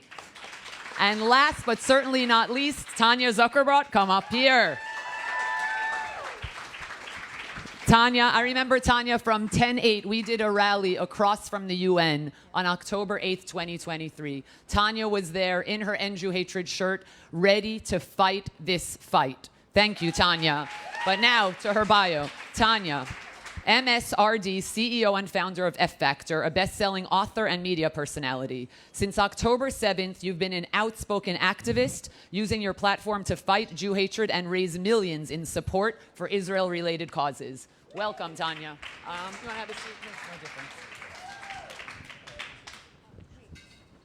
Okay, so here we are. I guess we'll just pass the mics along. Sorry, I don't know. Do we have 2 more mics? Or we could just pass it along. I think it's okay.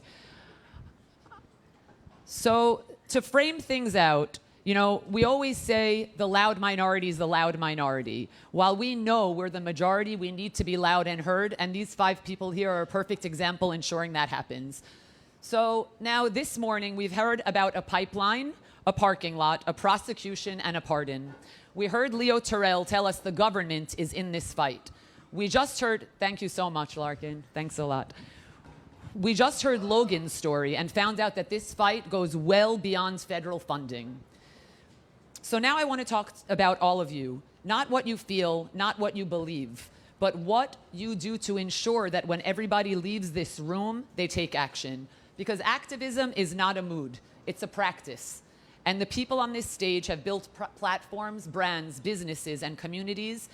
And I want to know what they actually did. I think everyone here would want to know what they actually did and what they think that we should all do next. So let's get to it. Now, before diving into other questions, I want to pose a question for each one of you to answer.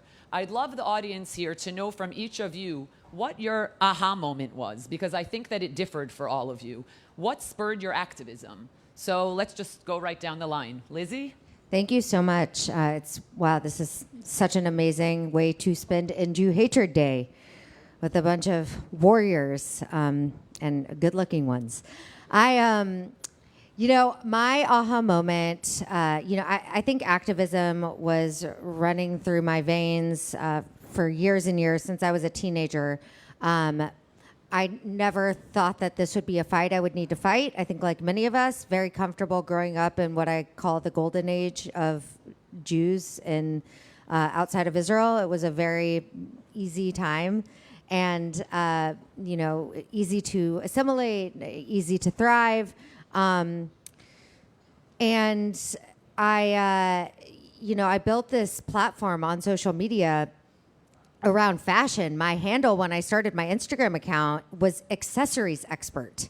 I never in a million years thought that I'd be using my same account that I was posting handbags on to post about an attack on Jews in Golders Green outside of London today. Like that is, it could not be more of a 180. Polar opposite uses of the same platform.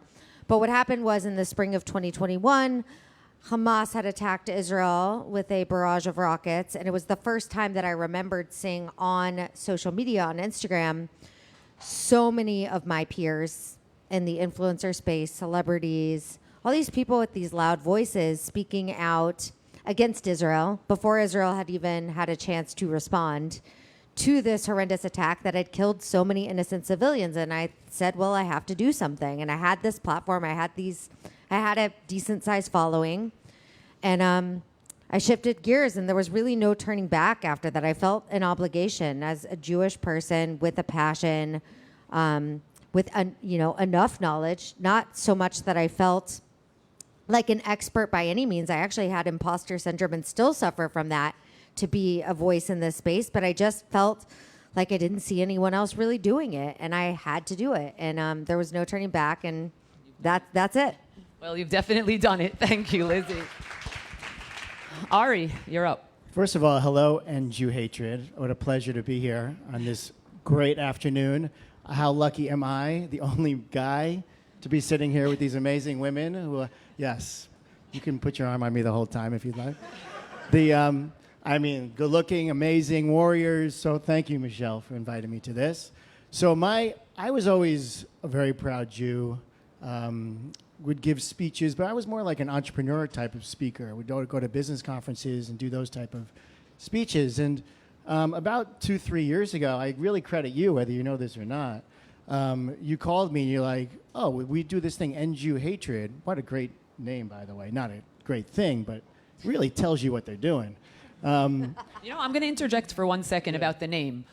Brooke Goldstein, our amazing founder, came up with this name, End Jew Hatred. And I think it's important to note that pre-10/7, a lot of times when I was out to dinner with friends, I got a lot of pushback about the name. Why End Jew Hatred? Why not something more positive?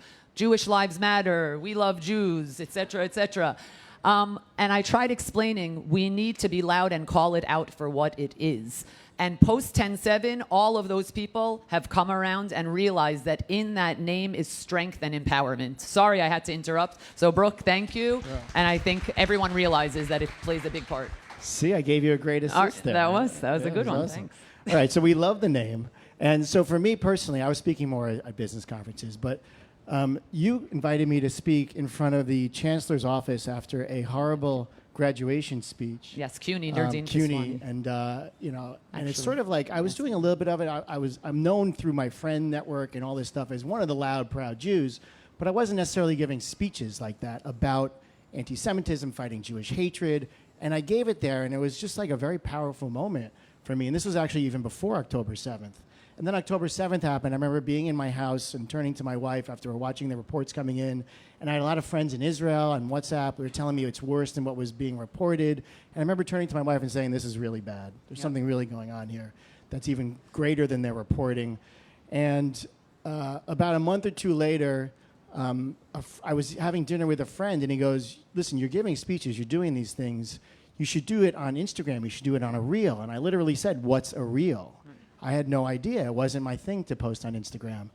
And so that became my moment in time after October 7th, and the ability to reach more people through Instagram, through social media, where I could have an impact that I was hopefully having in the business community, now to fight for my people, The aha moment is looking at my children, saying, do they have a future? Do they have a secure ability to grow up and be proud Jews, as proud as they want to be? Wear a yarmulke, don't wear a yarmulke, but wear a Jewish scarf, don't wear a scarf, but at least have the option to do that. And my aha moment is making sure that is a possibility for our future, for my children's future. Love that. Ari, thank you so much.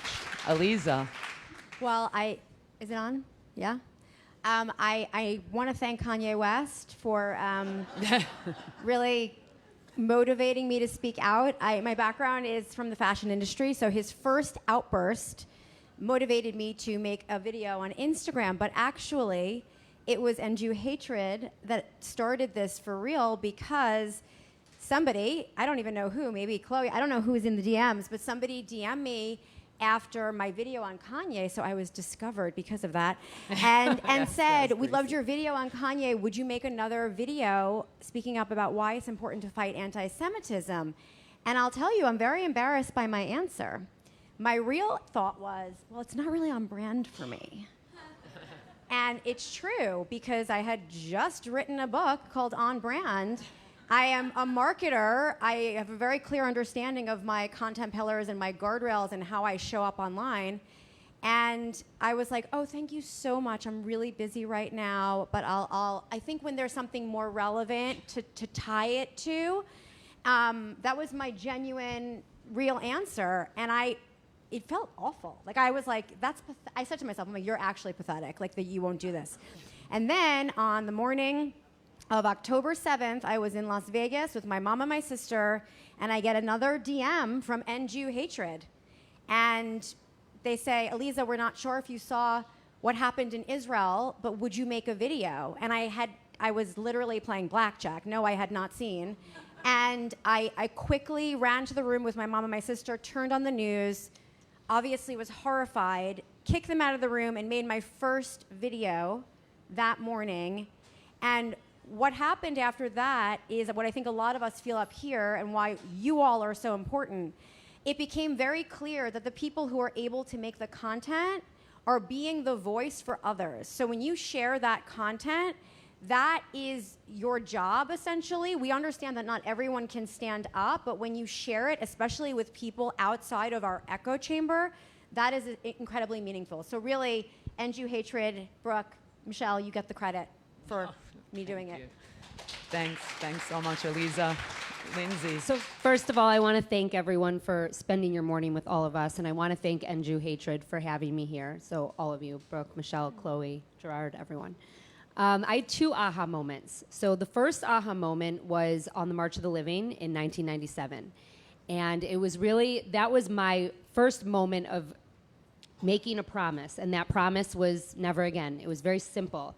And I continued to educate about the Holocaust and about anti-Semitism when I got back through many different avenues. But we'll fast forward 25 years plus. And, I now had this platform largely dedicated to entrepreneurship and being a female founder.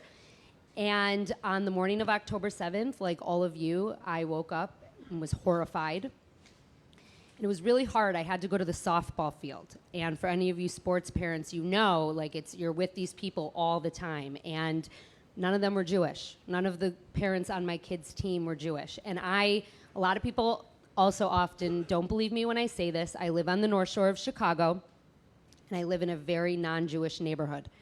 And I knew I had to say something, and for the first, these events that unfolded on October 7th were so reminiscent of the Holocaust. I mean, these were people who were dragged from their beds in their pajamas. Kids watched their parents get shot. It was all of the things that I learned about on the March of the Living and continued to learn about thereafter. And so I made a video in the parking lot of Whole Foods. And it was really a video aimed to the non-Jewish community that I live among, saying we really need your support, and we need you to stand up, and we need you to speak out, and we need to not feel alone. I drove home, and I opened up Instagram, and the video had amassed 100,000 views in like 7 minutes. I live very close to Whole Foods. And I couldn't believe it. And it wasn't just the views, it was the comments and the DMs, and people were saying, yes, I understand. And I clearly connected with the people who were following me and not following me, who then became followers. And it was on that day that I started talking, and I have not stopped every single day since. I have showed up on social media and shared my point of view about what's going on to encourage people like all of you guys to also stand up and speak out. Thank you so much, Lindsay. Tanya. Forgive the, is this on? Okay. Yes. Forgive the redundancy, but it would be impolite not to. Thank you for having me here today. Thank you, Brooke. I am so proud to be on this panel with my fellow warriors and so grateful for all of you for showing up. We are a very small Jewish community in the world, and all our voices matter, and collectively, it's the only opportunity we have to even make a difference. So I'm very proud of everyone for being here today. Thank you. So what was my aha moment? Like everyone here, my background is not in geopolitics or in journalism. I'm a registered dietitian by trade, but I am first and foremost a proud Jew and a Zionist. That's always how I've identified myself as a person, and then my career was nutrition. And like many of you and everyone on this panel, I sat in complete disbelief and horror to what we were seeing online. Now, that's an important thing to note. I said online, not in legacy media. Because of social media and so many people in Israel, we were seeing things that were the most horrific of the atrocities that had occurred on October 7th. And yet when I went to Channel 2 or I went to Channel 7, I wasn't seeing the same information. And certainly the lens in which it was also being presented was very different than how we were experiencing it as Jews. For us, as Lindsay so eloquently relayed, it felt like a second Holocaust. The similarities were so eerie. And yet in the media, they were presenting this as if Israel had it coming, as if this was a retaliation for words like apartheid, for colonialism. And therefore, to see the absence of the true horrors of that day, and then the whitewashing of how it happened, why it happened, I just couldn't believe it. And it was not a thoughtful decision. It was certainly not a business decision. It was nothing logical. It was as intuitive as breathing, that I knew as a Jewish person with a platform, I had to do anything and everything to fight the disinformation, to show Israel that the Jews in the diaspora see your pain, we feel your pain, you are not alone. And probably a day or two later, I tried to clip together all of the videos that I could find online that showed the worst of what happened on October 7th, the stuff that the media had not dared to show. And I put this together, and I also clipped together photographs from the Holocaust to show that history was repeating itself. And I made this video, and it started to gain a lot of views. And then guess what happened? Instagram took it down. Now understand that the videos that I was using were already out in the world. I was taking what was available to me. And it just added insult to injury, where here the Jewish people had experienced the worst atrocities since the Holocaust. And in my attempt to make sure that the way that they tried to deny the Holocaust, they weren't going to deny what happened on October 8th, that we were being silenced. And it lit a fire in me. It made me recognize more than ever I had to use my voice, my platform to fight for the Jewish people, and I've never looked back. Thank you. Thank each and every one of you. So now we have some questions that I'm going to be asking each of you, but obviously everybody chime in at any point because you're all loud and awesome, and if there's something that you want to add, please do, because we'll all garner so much from it. Lizzie, talking about visibility as a disruption strategy, you've obviously made a very conscious choice to be extremely loud, visibly Jewish at a time when a lot of people are going quiet, unfortunately. So I'd like you to tell us all specifically how visibility disrupts the pipeline we heard about this morning. Not so much why you do it personally, but how it actually works as a counter strategy. Absolutely. You know, visibility is a form of activism. It is a form of defiance, and I think that's why we have so much merch over here, the End Jew Hatred merch, because it's very important for us to be unapologetic with our Jewish identity, with our support for the Jewish community, if we're allies. And it works because basically, what the enemy wants is to intimidate us into silence and to dehumanize us into disappearance. And the opposite of dehumanization is humanization. So how do I create humanization for the Jewish community? By showing up as a loud, unapologetic Jew. That is now an act of defiance.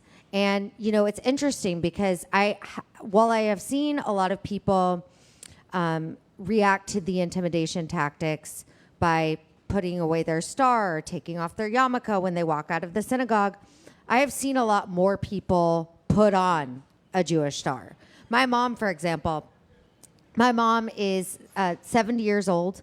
She had never worn a Star of David, didn't even own one, and just before Passover said, Lizzie, do you think you could get me one of those diamond Magen Davids from Reichi Schnee? And I was like, yeah, I can hook you up with the promo code. I know the right people.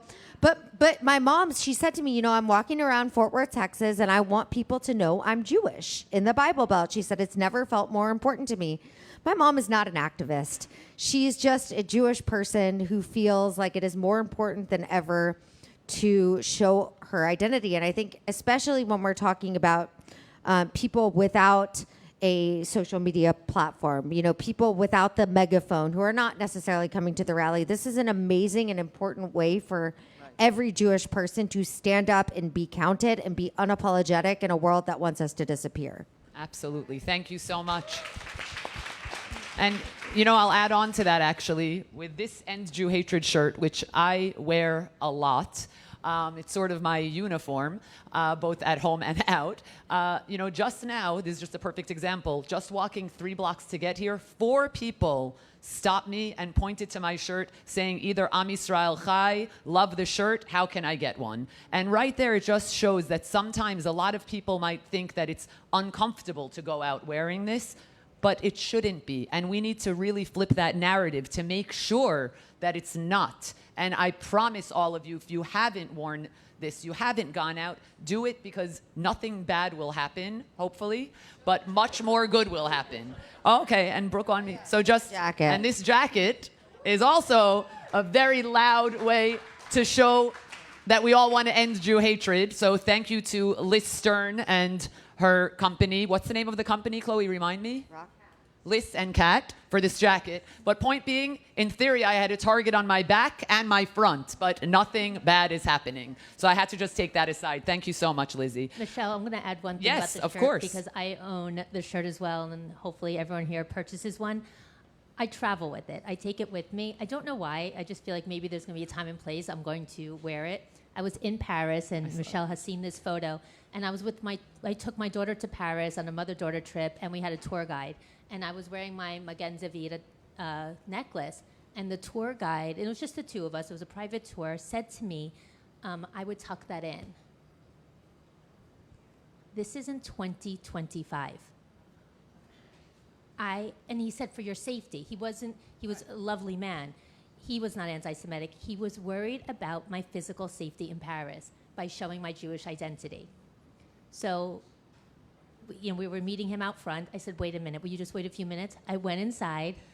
I changed to my End Jew Hatred t-shirt, and I wore that the entire day in Paris.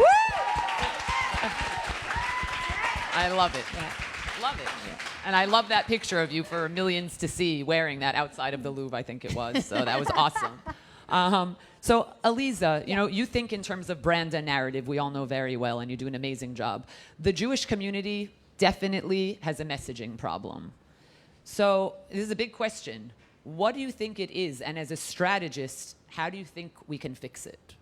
I think we have to stop thinking that we have a messaging problem. It is not on us to change the message. It's on everyone else to know the truth. Love that. That's number Okay. one. So I don't, let's stop saying, oh, Israel has a PR problem, all the things. Like it's because we're blaming ourselves then. Like, by the way, Israel can't worry about PR. Israel has to worry about survival, right?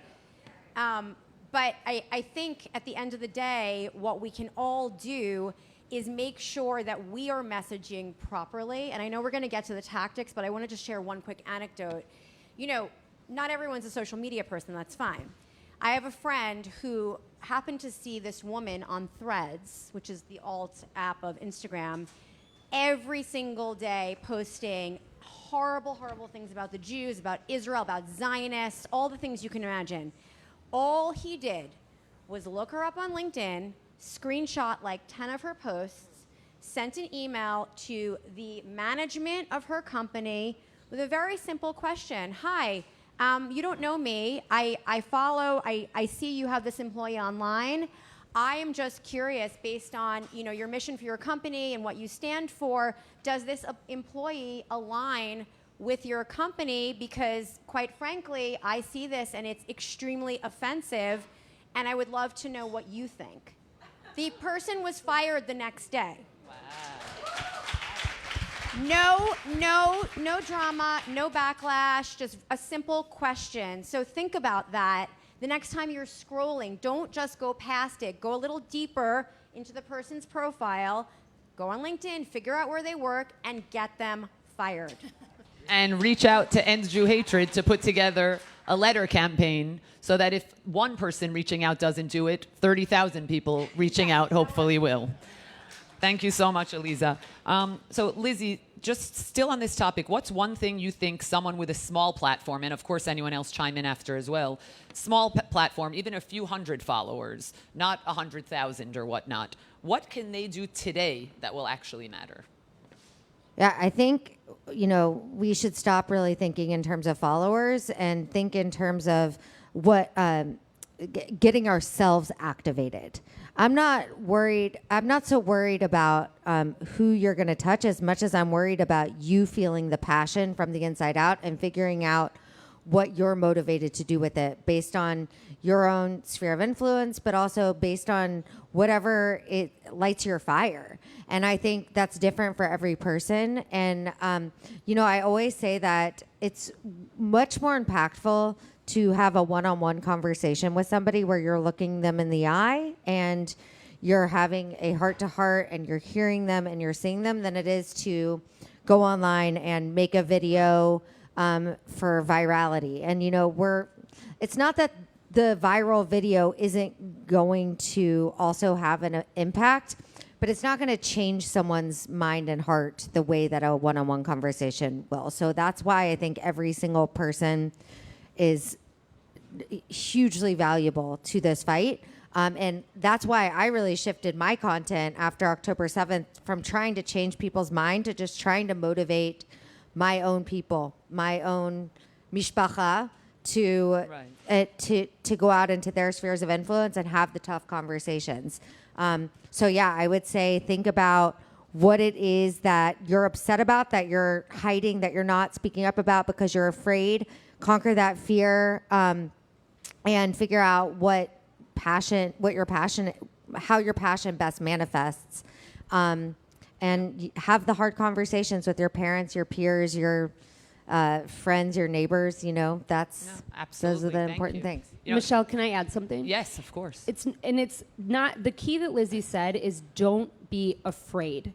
Okay, of course it's scary, right? Everyone has kind of like something to lose, whether it be a friend or a relationship or whatever it might be, but you have so much to gain by putting your truth out into the world. And we've all lost followers. Who cares? We've all lost friends, relationships. Those people are not meant to be there. Okay? And the right people will be there when you speak your truth. So don't be afraid to do that. Wait, tell the story about the client that F you them. said no to. No. Wait, can Lindsay just tell this one Yes. thing? Because I think it's another way for people to... I'll even say who the client is. We're Yes, a few do years that. out at this Do point. that, do that. Okay, so I was tapped for a very large project post my acquisition of my company, and I was very excited about it. It was with Once Upon a Farm with Jennifer Garner, okay? And I was so excited about this contract. It was going to be a very big deal. We were negotiating the contract. I was on vacation for December break, and I came down to the pool after this call negotiating the contract, and I opened up my Instagram, and Jennifer Garner was walking down the street with her daughter wearing a T-shirt of Israel that was shaded in with the Palestinian flag. So basically saying, obviously, from the river to the sea. Okay. So I called the VP of marketing and I said, what's going to happen here? I said, is Jennifer going to make a statement? I realize this isn't your company, but she's the face of your company. You're tapping me to work with her, to bring her to all of my contacts and my partners. And here I am online being a very loud, proud Zionist Jew. I cannot be doing that knowing that she's not going to say anything. And there was a lot of, well, you know, this is not our company's mission, it's hers and it's her person. And I said, but she is the face of your company. And I said, I'm very sorry, I cannot take this contract. And that was it. Amazing. Talk about not being afraid. Another thing that, Lindsay, that you said about not being afraid, agree 100%. And sometimes, even if you are a little afraid, don't show that you're afraid so that you could give off that vibe that things are going to be okay. And one anecdote in that vein, on October 8th, 2023, when we were across from the UN, we quickly gathered, I think there were about 1,000 of us there, and I had been in touch with the Chief of International Affairs of NYC just to make sure everything goes well. So we're rallying, and we're screaming, we are not afraid, we are not afraid. And the Chief of International Affairs texts me in the middle of rallying, Michelle, there's an angry mob, which the whole thing's crazy, walking from Times Square over to you. Remember, this is October 8th, how we've heard all in the news the next day, how the tables got turned and the script was told. But anyway, we were on the receiving end of that reversing of the script. He's telling me that. He's saying, so you might want to wrap up things or move away. And we're still screaming, we are not afraid. And I whisper to my husband, I'm a little bit afraid, but we are not afraid. So I just have to put that in because sometimes just think of all those 1,000 people there. We knew things were going to be okay. We made sure we had security there. We had NYPD, thankfully. We knew things would be okay, but sometimes when you feel it in your heart that maybe you're a little bit timid or a little bit, scared of something, still just give off that strength because you're going to empower so many others. So just had to say that. Tanya? No, sorry. I was with you on October 8th. It was pretty scary. One of my favorite sayings is, God only works where there's faith. And fear is the opposite of faith, and faith is the opposite of fear. I believe that many people are fearful, and with good reason, of being loud and proud. They're afraid of losing partnerships, of followers, of friends, of jobs. There's a lot to lose. We all have a lot on the line, but you're living a life of fear. That's what's motivating you from staying silent. I firmly believe that everything that's good in your life is a blessing from God. And allow God to make your wrongs right because he's watching everything. So when people say, did you lose followers? Oh yeah, I lost a ton of followers. Did you lose clients? Perhaps I lost clients. I did lose friends, for sure. But more than just, okay, they weren't meant to be in your life, which I do agree with. The way that I want all of you to think about it, because I don't want you living fear-based, I don't want you being afraid to speak, is that God is watching. And it's probably what gives me so much strength. I never wanted to look back at this time of history with shame, thinking I could have done something. I wanted to look in the mirror and say, whether I had an impact or not, that maybe I'll never be able to measure that, but at least I know I tried. And it reminds me of the Holocaust when people turn to their parents, like Gentiles or grandparents, say, what did you do when your neighbors were being taken away? You don't want to look back at this time, and we are in an existential crisis. We just are, and think that you could have done something. And it doesn't have to be daily activism. It could be a retweet. It could be a repost. It could be showing up to an event like this. It could be lighting the Shabbat candles. It could be making a donation to a charity in Israel. It could be funding the Chabad at a university campus. There's so many little things you can do to make a difference. And God is keeping score. And I promise anything that you lose short term a job, a career, God is going to repay you with blessings because you are fighting the good fight for his people. Beautifully said, really. Ari, I'm going to turn things over to you. Let's talk about institutional and business leverage. So we know you're part of a major league franchise, not the Yankees. I wish it was, because then I would have legend seats every game. I can't afford them. Can't have it all. Can't have it all. But now we know sports teams have more cultural reach than, frankly, than most political organizations. So how do you deploy that reach against the pipeline we heard about this morning? And what have you actually done to ensure that reaches? Yeah, so for me, like when I talked about my initial foray into Instagram, a lot of my initial followers, especially, weren't Jews necessarily, actually. I sort of have a lot of relationships in sports. I'm part owner of a baseball team, proud to know a lot of people personally there. So it was one of the reasons I wanted to do what I do, aside from the fact that, as you can see, there weren't a lot of guys doing it. I thought it was interesting. There was a lot of very strong, very beautiful women doing it, but there weren't necessarily a lot of guys who had career, like just in my position doing this type of thing. So it was one of the reasons that I really made the decision to go full force into social media activism. But in terms of sports, I do think we have a marketing problem, and I think there is ways we can address it. And I think one of those ways is to connect with people on their level. And one of the ways you can connect with people is through arts, music, and for me, sports. And, so I have friends, very famous tennis players who follow me and baseball players who follow me. So my message, I'm hoping, is getting to them. It's very, very important to me when I'm speaking that they're listening. And I usually follow up with a text or something to make sure that they get the message. Because, as Tanya said, we're small, we're 15 million, all right? We can't do this all on our own. We all have a platform, and we should be doing something, but the reality of it is we can't do it on our own, and we do need allies. We do need help. I loved what Leo said earlier about the Black-Jewish relationship and the communities that we had for so many years. I'm proud that my grandfather was a civil rights leader. He marched alongside Martin Luther King Jr. It's in his book.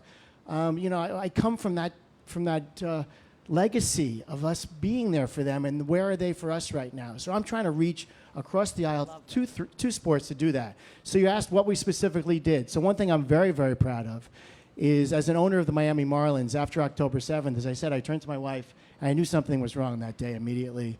We all knew, but it was really so devastating. So what can I do? I didn't have an Instagram platform yet, but the Miami Marlins did. And, I'm on the board of the Marlins, but when I owned Bunk One, I was making all the decisions, so I didn't have to ask anybody. But for the Marlins, we have baseball players, I have partners, we have agents for players and marketing people and all this stuff. So I'm like, what can I do? I immediately called my partners and said, I'd really like to post something in support of what's happened here. I called our marketing person, our president. It's sort of a long story. I was on the phone all night with a bunch of people. I'm very, very, very proud to say that the Miami Marlins were the first team in all of sports, not just baseball, but in all of sports, to post in support of the Jewish community in Israel after October 7th. You knew that, yeah. We posted on October 8th at 1 o'clock in the afternoon. You can scroll back on Instagram. It's still on our website. Now listen, I wrote exactly what I wanted to say in terms of supporting Israel and the Jewish community. Truthfully, our marketing team watered it down a little bit, not a lot, but a little bit. But it's still up there. We took a lot of heat for it, frankly. It was only the second time in the Miami Marlins history that we had posted something that wasn't baseball related. The first time was for a Black Lives Matter post. So this was the second time. So it was a very powerful statement that I was able to do. And we all have platforms. This was the platform that I was able to do at that point. Now I have other areas, other ways I can do it in terms of my own platform. But at that point, this is how I could do it. So I'm very proud of that. Amazing, Ari. And you didn't mention this, but also the Miami Marlins has a fabulous Jewish Heritage Night. Oh my gosh. If for any of you that don't know, full on Jewish Heritage Night, from uniforms to a hatikva to, it's fabulous. Baseball. We've asked Lizzie to sing Hatikva a few times. We're waiting for her to come. But really. I'm coming. All right, but so it's actually even better than that. A certain unnamed team in New York, decided, it's a little complicated, but they they don't do their Jewish Heritage Day anymore. They did do it in the years past. The last few years, they haven't done it. I know the team very well over there. There is some complicating situations, but I'm also in the marketing meetings of our Major League Baseball team about having these Jewish Heritage Days. They are the easiest things to pull off. There is no reason for them not to do it, whatever is being said about them. Absolutely. Okay? And I will say it's better than that, Michelle. We have 2 Jewish Heritage. We have Passover at the park, and we have Jewish Heritage Celebration every single year. I spoke this year at our Passover at the park. We in the interview room and stuff like that. It's great. We had Montana throw out a first ball, Yechiel throw out a first ball. Everybody in this panel hopefully will throw out a first ball at some point. And we sing Hatikva. There's Israeli flags in the stadium. it's incredible. It's a very, very powerful statement for the Miami Marlins to make in terms of reaching the population beyond just the Jewish network. Amazing, really. And one thing we know is that Zoran Mamdani will not be hugging a Miami Marlins mascot. Because then you lose 12 games in a row, which was so And classic. as a diehard Yankees fan, I was very happy and very vested in that losing streak. But 12, I'll take 12. So now, Aliza, corporate America has been largely silent on anti-Semitism for the most part. So I'm just curious what you think the argument is, not even so much the moral argument, but the strategic argument that could get a CEO to speak up. So I think for right after October 7th, for my clients, I help them all draft statements to post as individuals. I think that what we've seen past BLM, past COVID, is a reversal in being outspoken in general. I actually have a different point of view. I actually think it's perfectly fine for a company to just opt out of all the things. In terms of activism, I think it is okay for a brand to say, you know what, we don't talk about anything But that's no double happening, standard. like Right. nothing, right?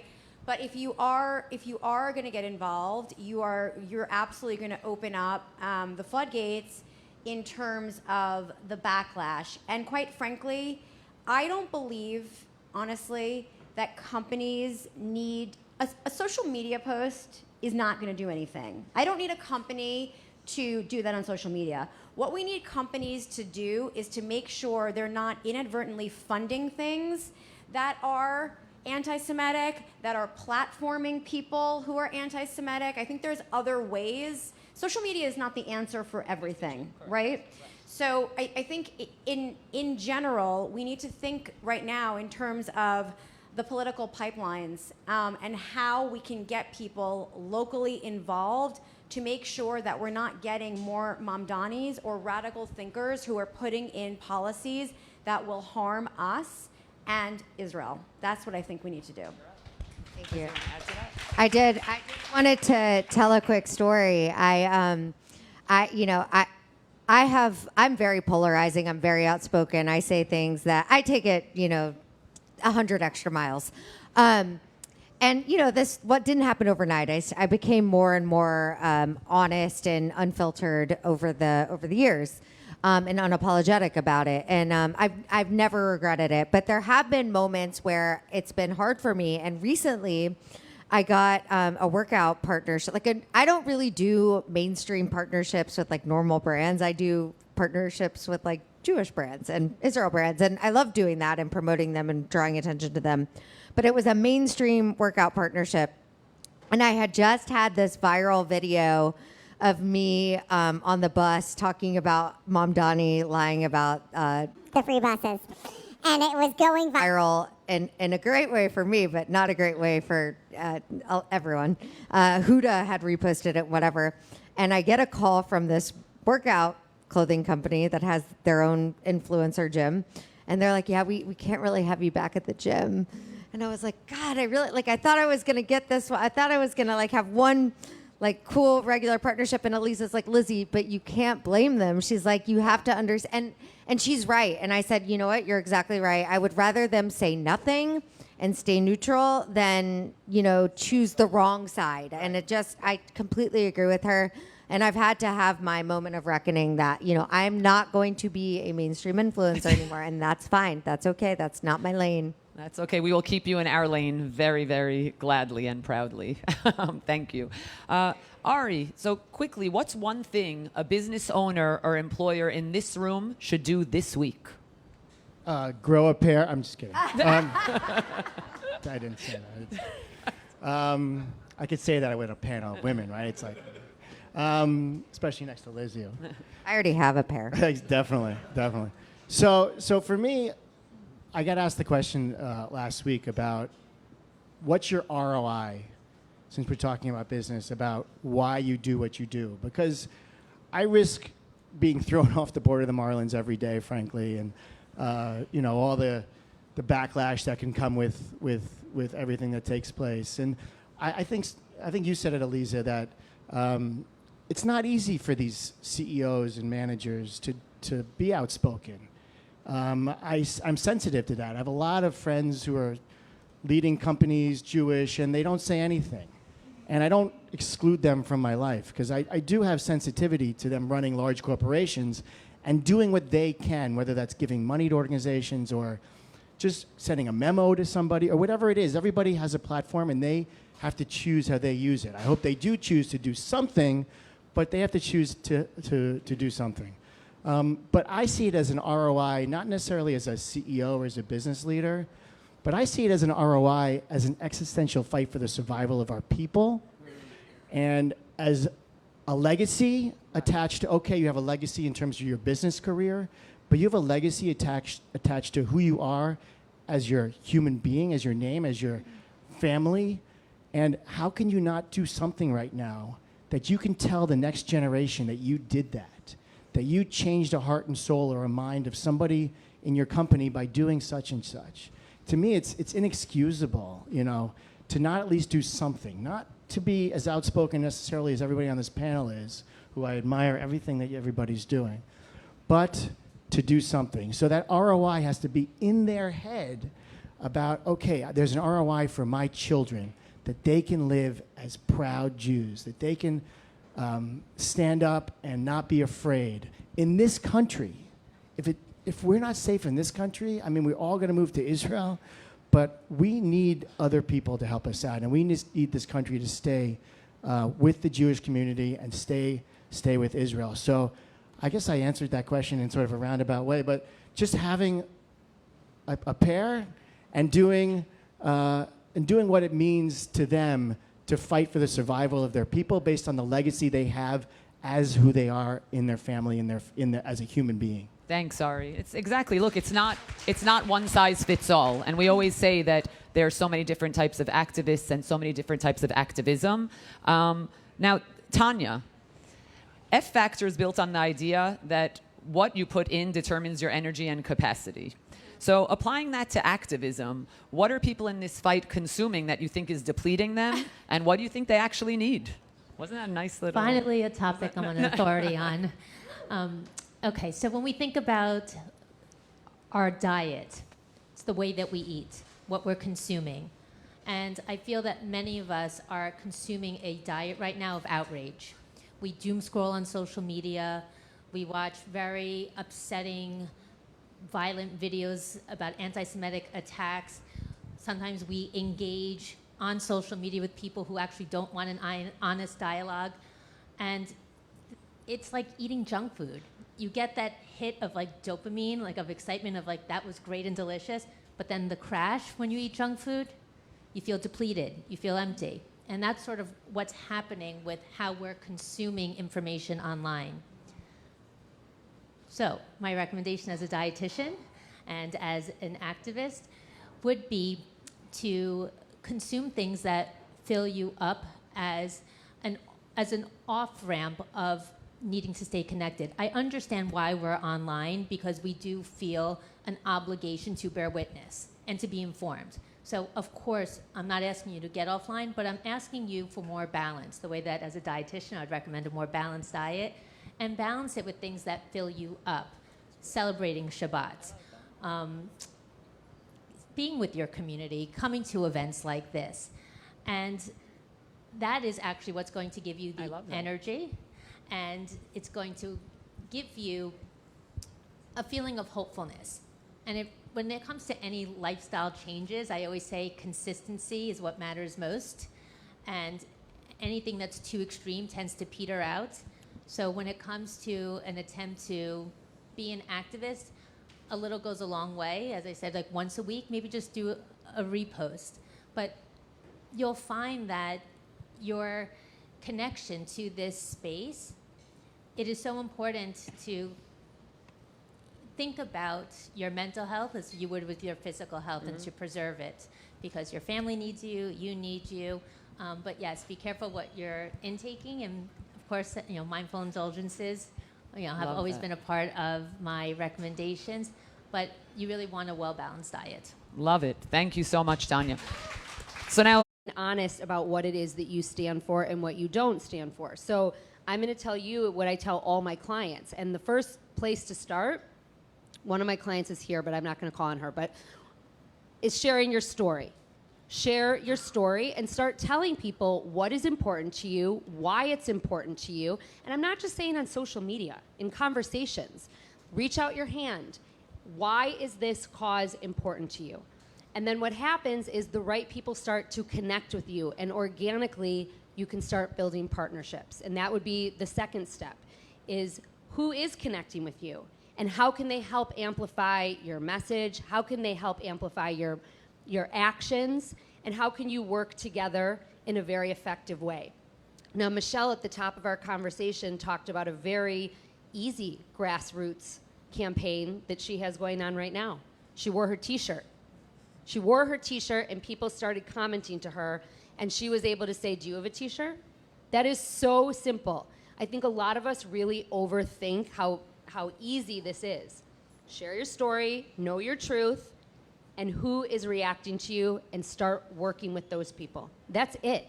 That is honestly it. Like, we all up here, I can confidently speak for all of us and say that we know who we are. We show up in a very certain, specific way. We're all individuals, and certain people react to us based on that. Don't compromise your integrity, because that's how you get stuff done. love it. Amazing. So, final piece, direct question to each of you. What is something everyone in this room can do today? Lizzie. Figure out what you're afraid of saying and say it. Say it online. Say it to somebody that you're afraid to talk to about it. Do the hard thing. Have the hard conversation. Feel uncomfortable. I like that. Yeah, get comfortable being uncomfortable. I like it. Ari. Or don't get comfortable. Well, obviously, buy season tickets to the Marlins because we're such supportive of the Jewish community.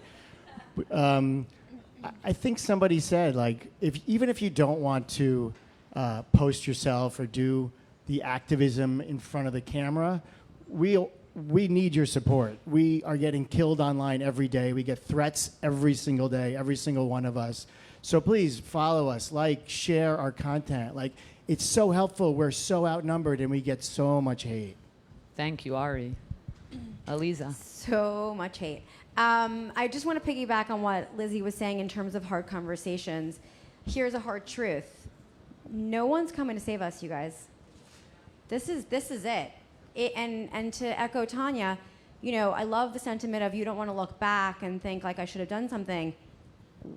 There's a real strong possibility we may not be able to look back. And I'm not trying to be fear-mongering, but Jonathan Schanzer, who was here before from FDD, if you actually really dig into, which I do, the money trail and the extremism that has been planned for the past, no joke, 30 years, this is a massive, strategic, organized plan.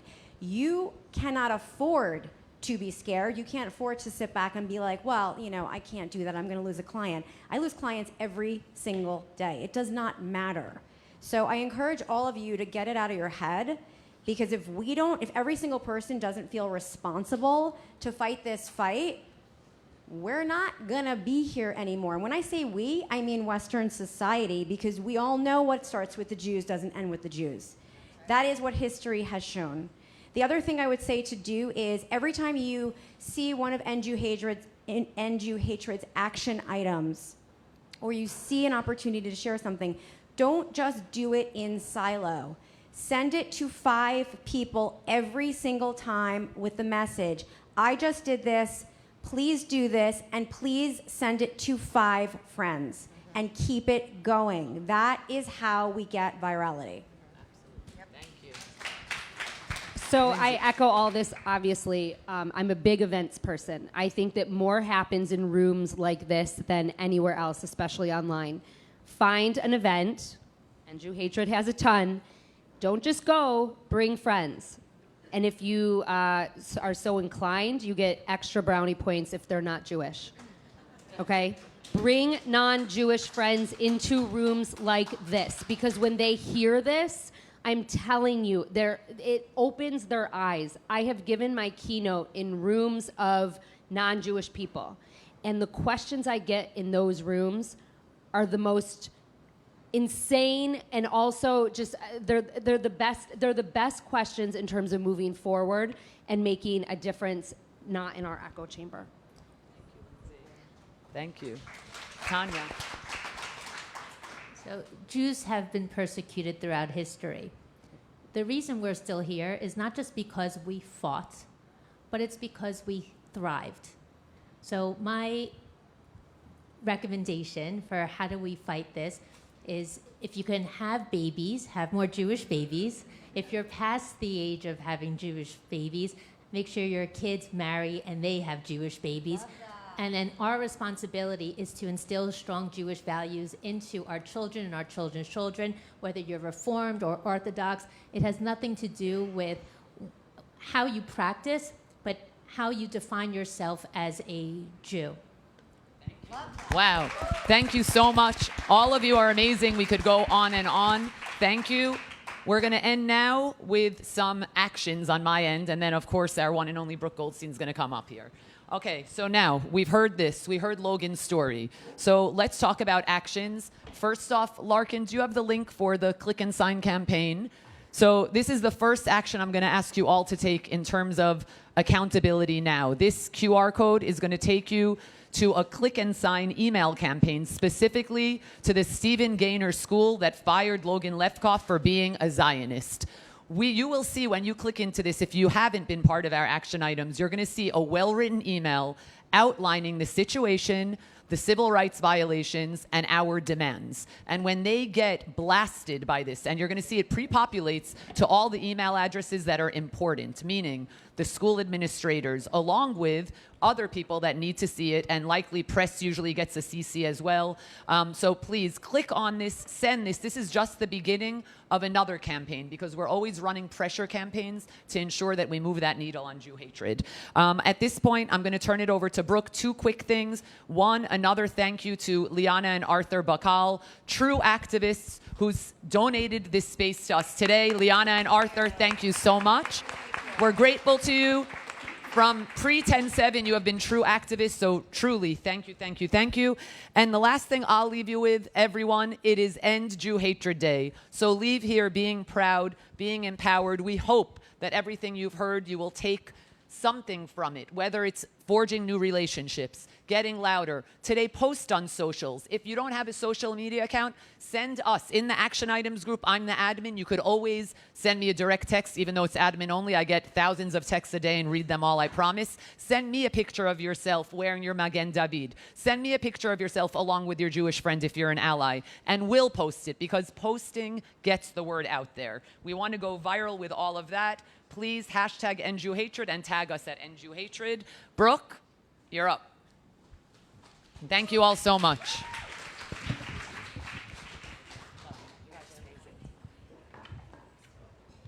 I'm not going to keep anyone any longer. I just want to know, a show of hands, who feels motivated to do something today? Okay, you feel motivated, but do you know what to do? Who feels like they've been given action items today? Okay, I'm going to give you some more really quickly. I'm just going to repeat one more thing.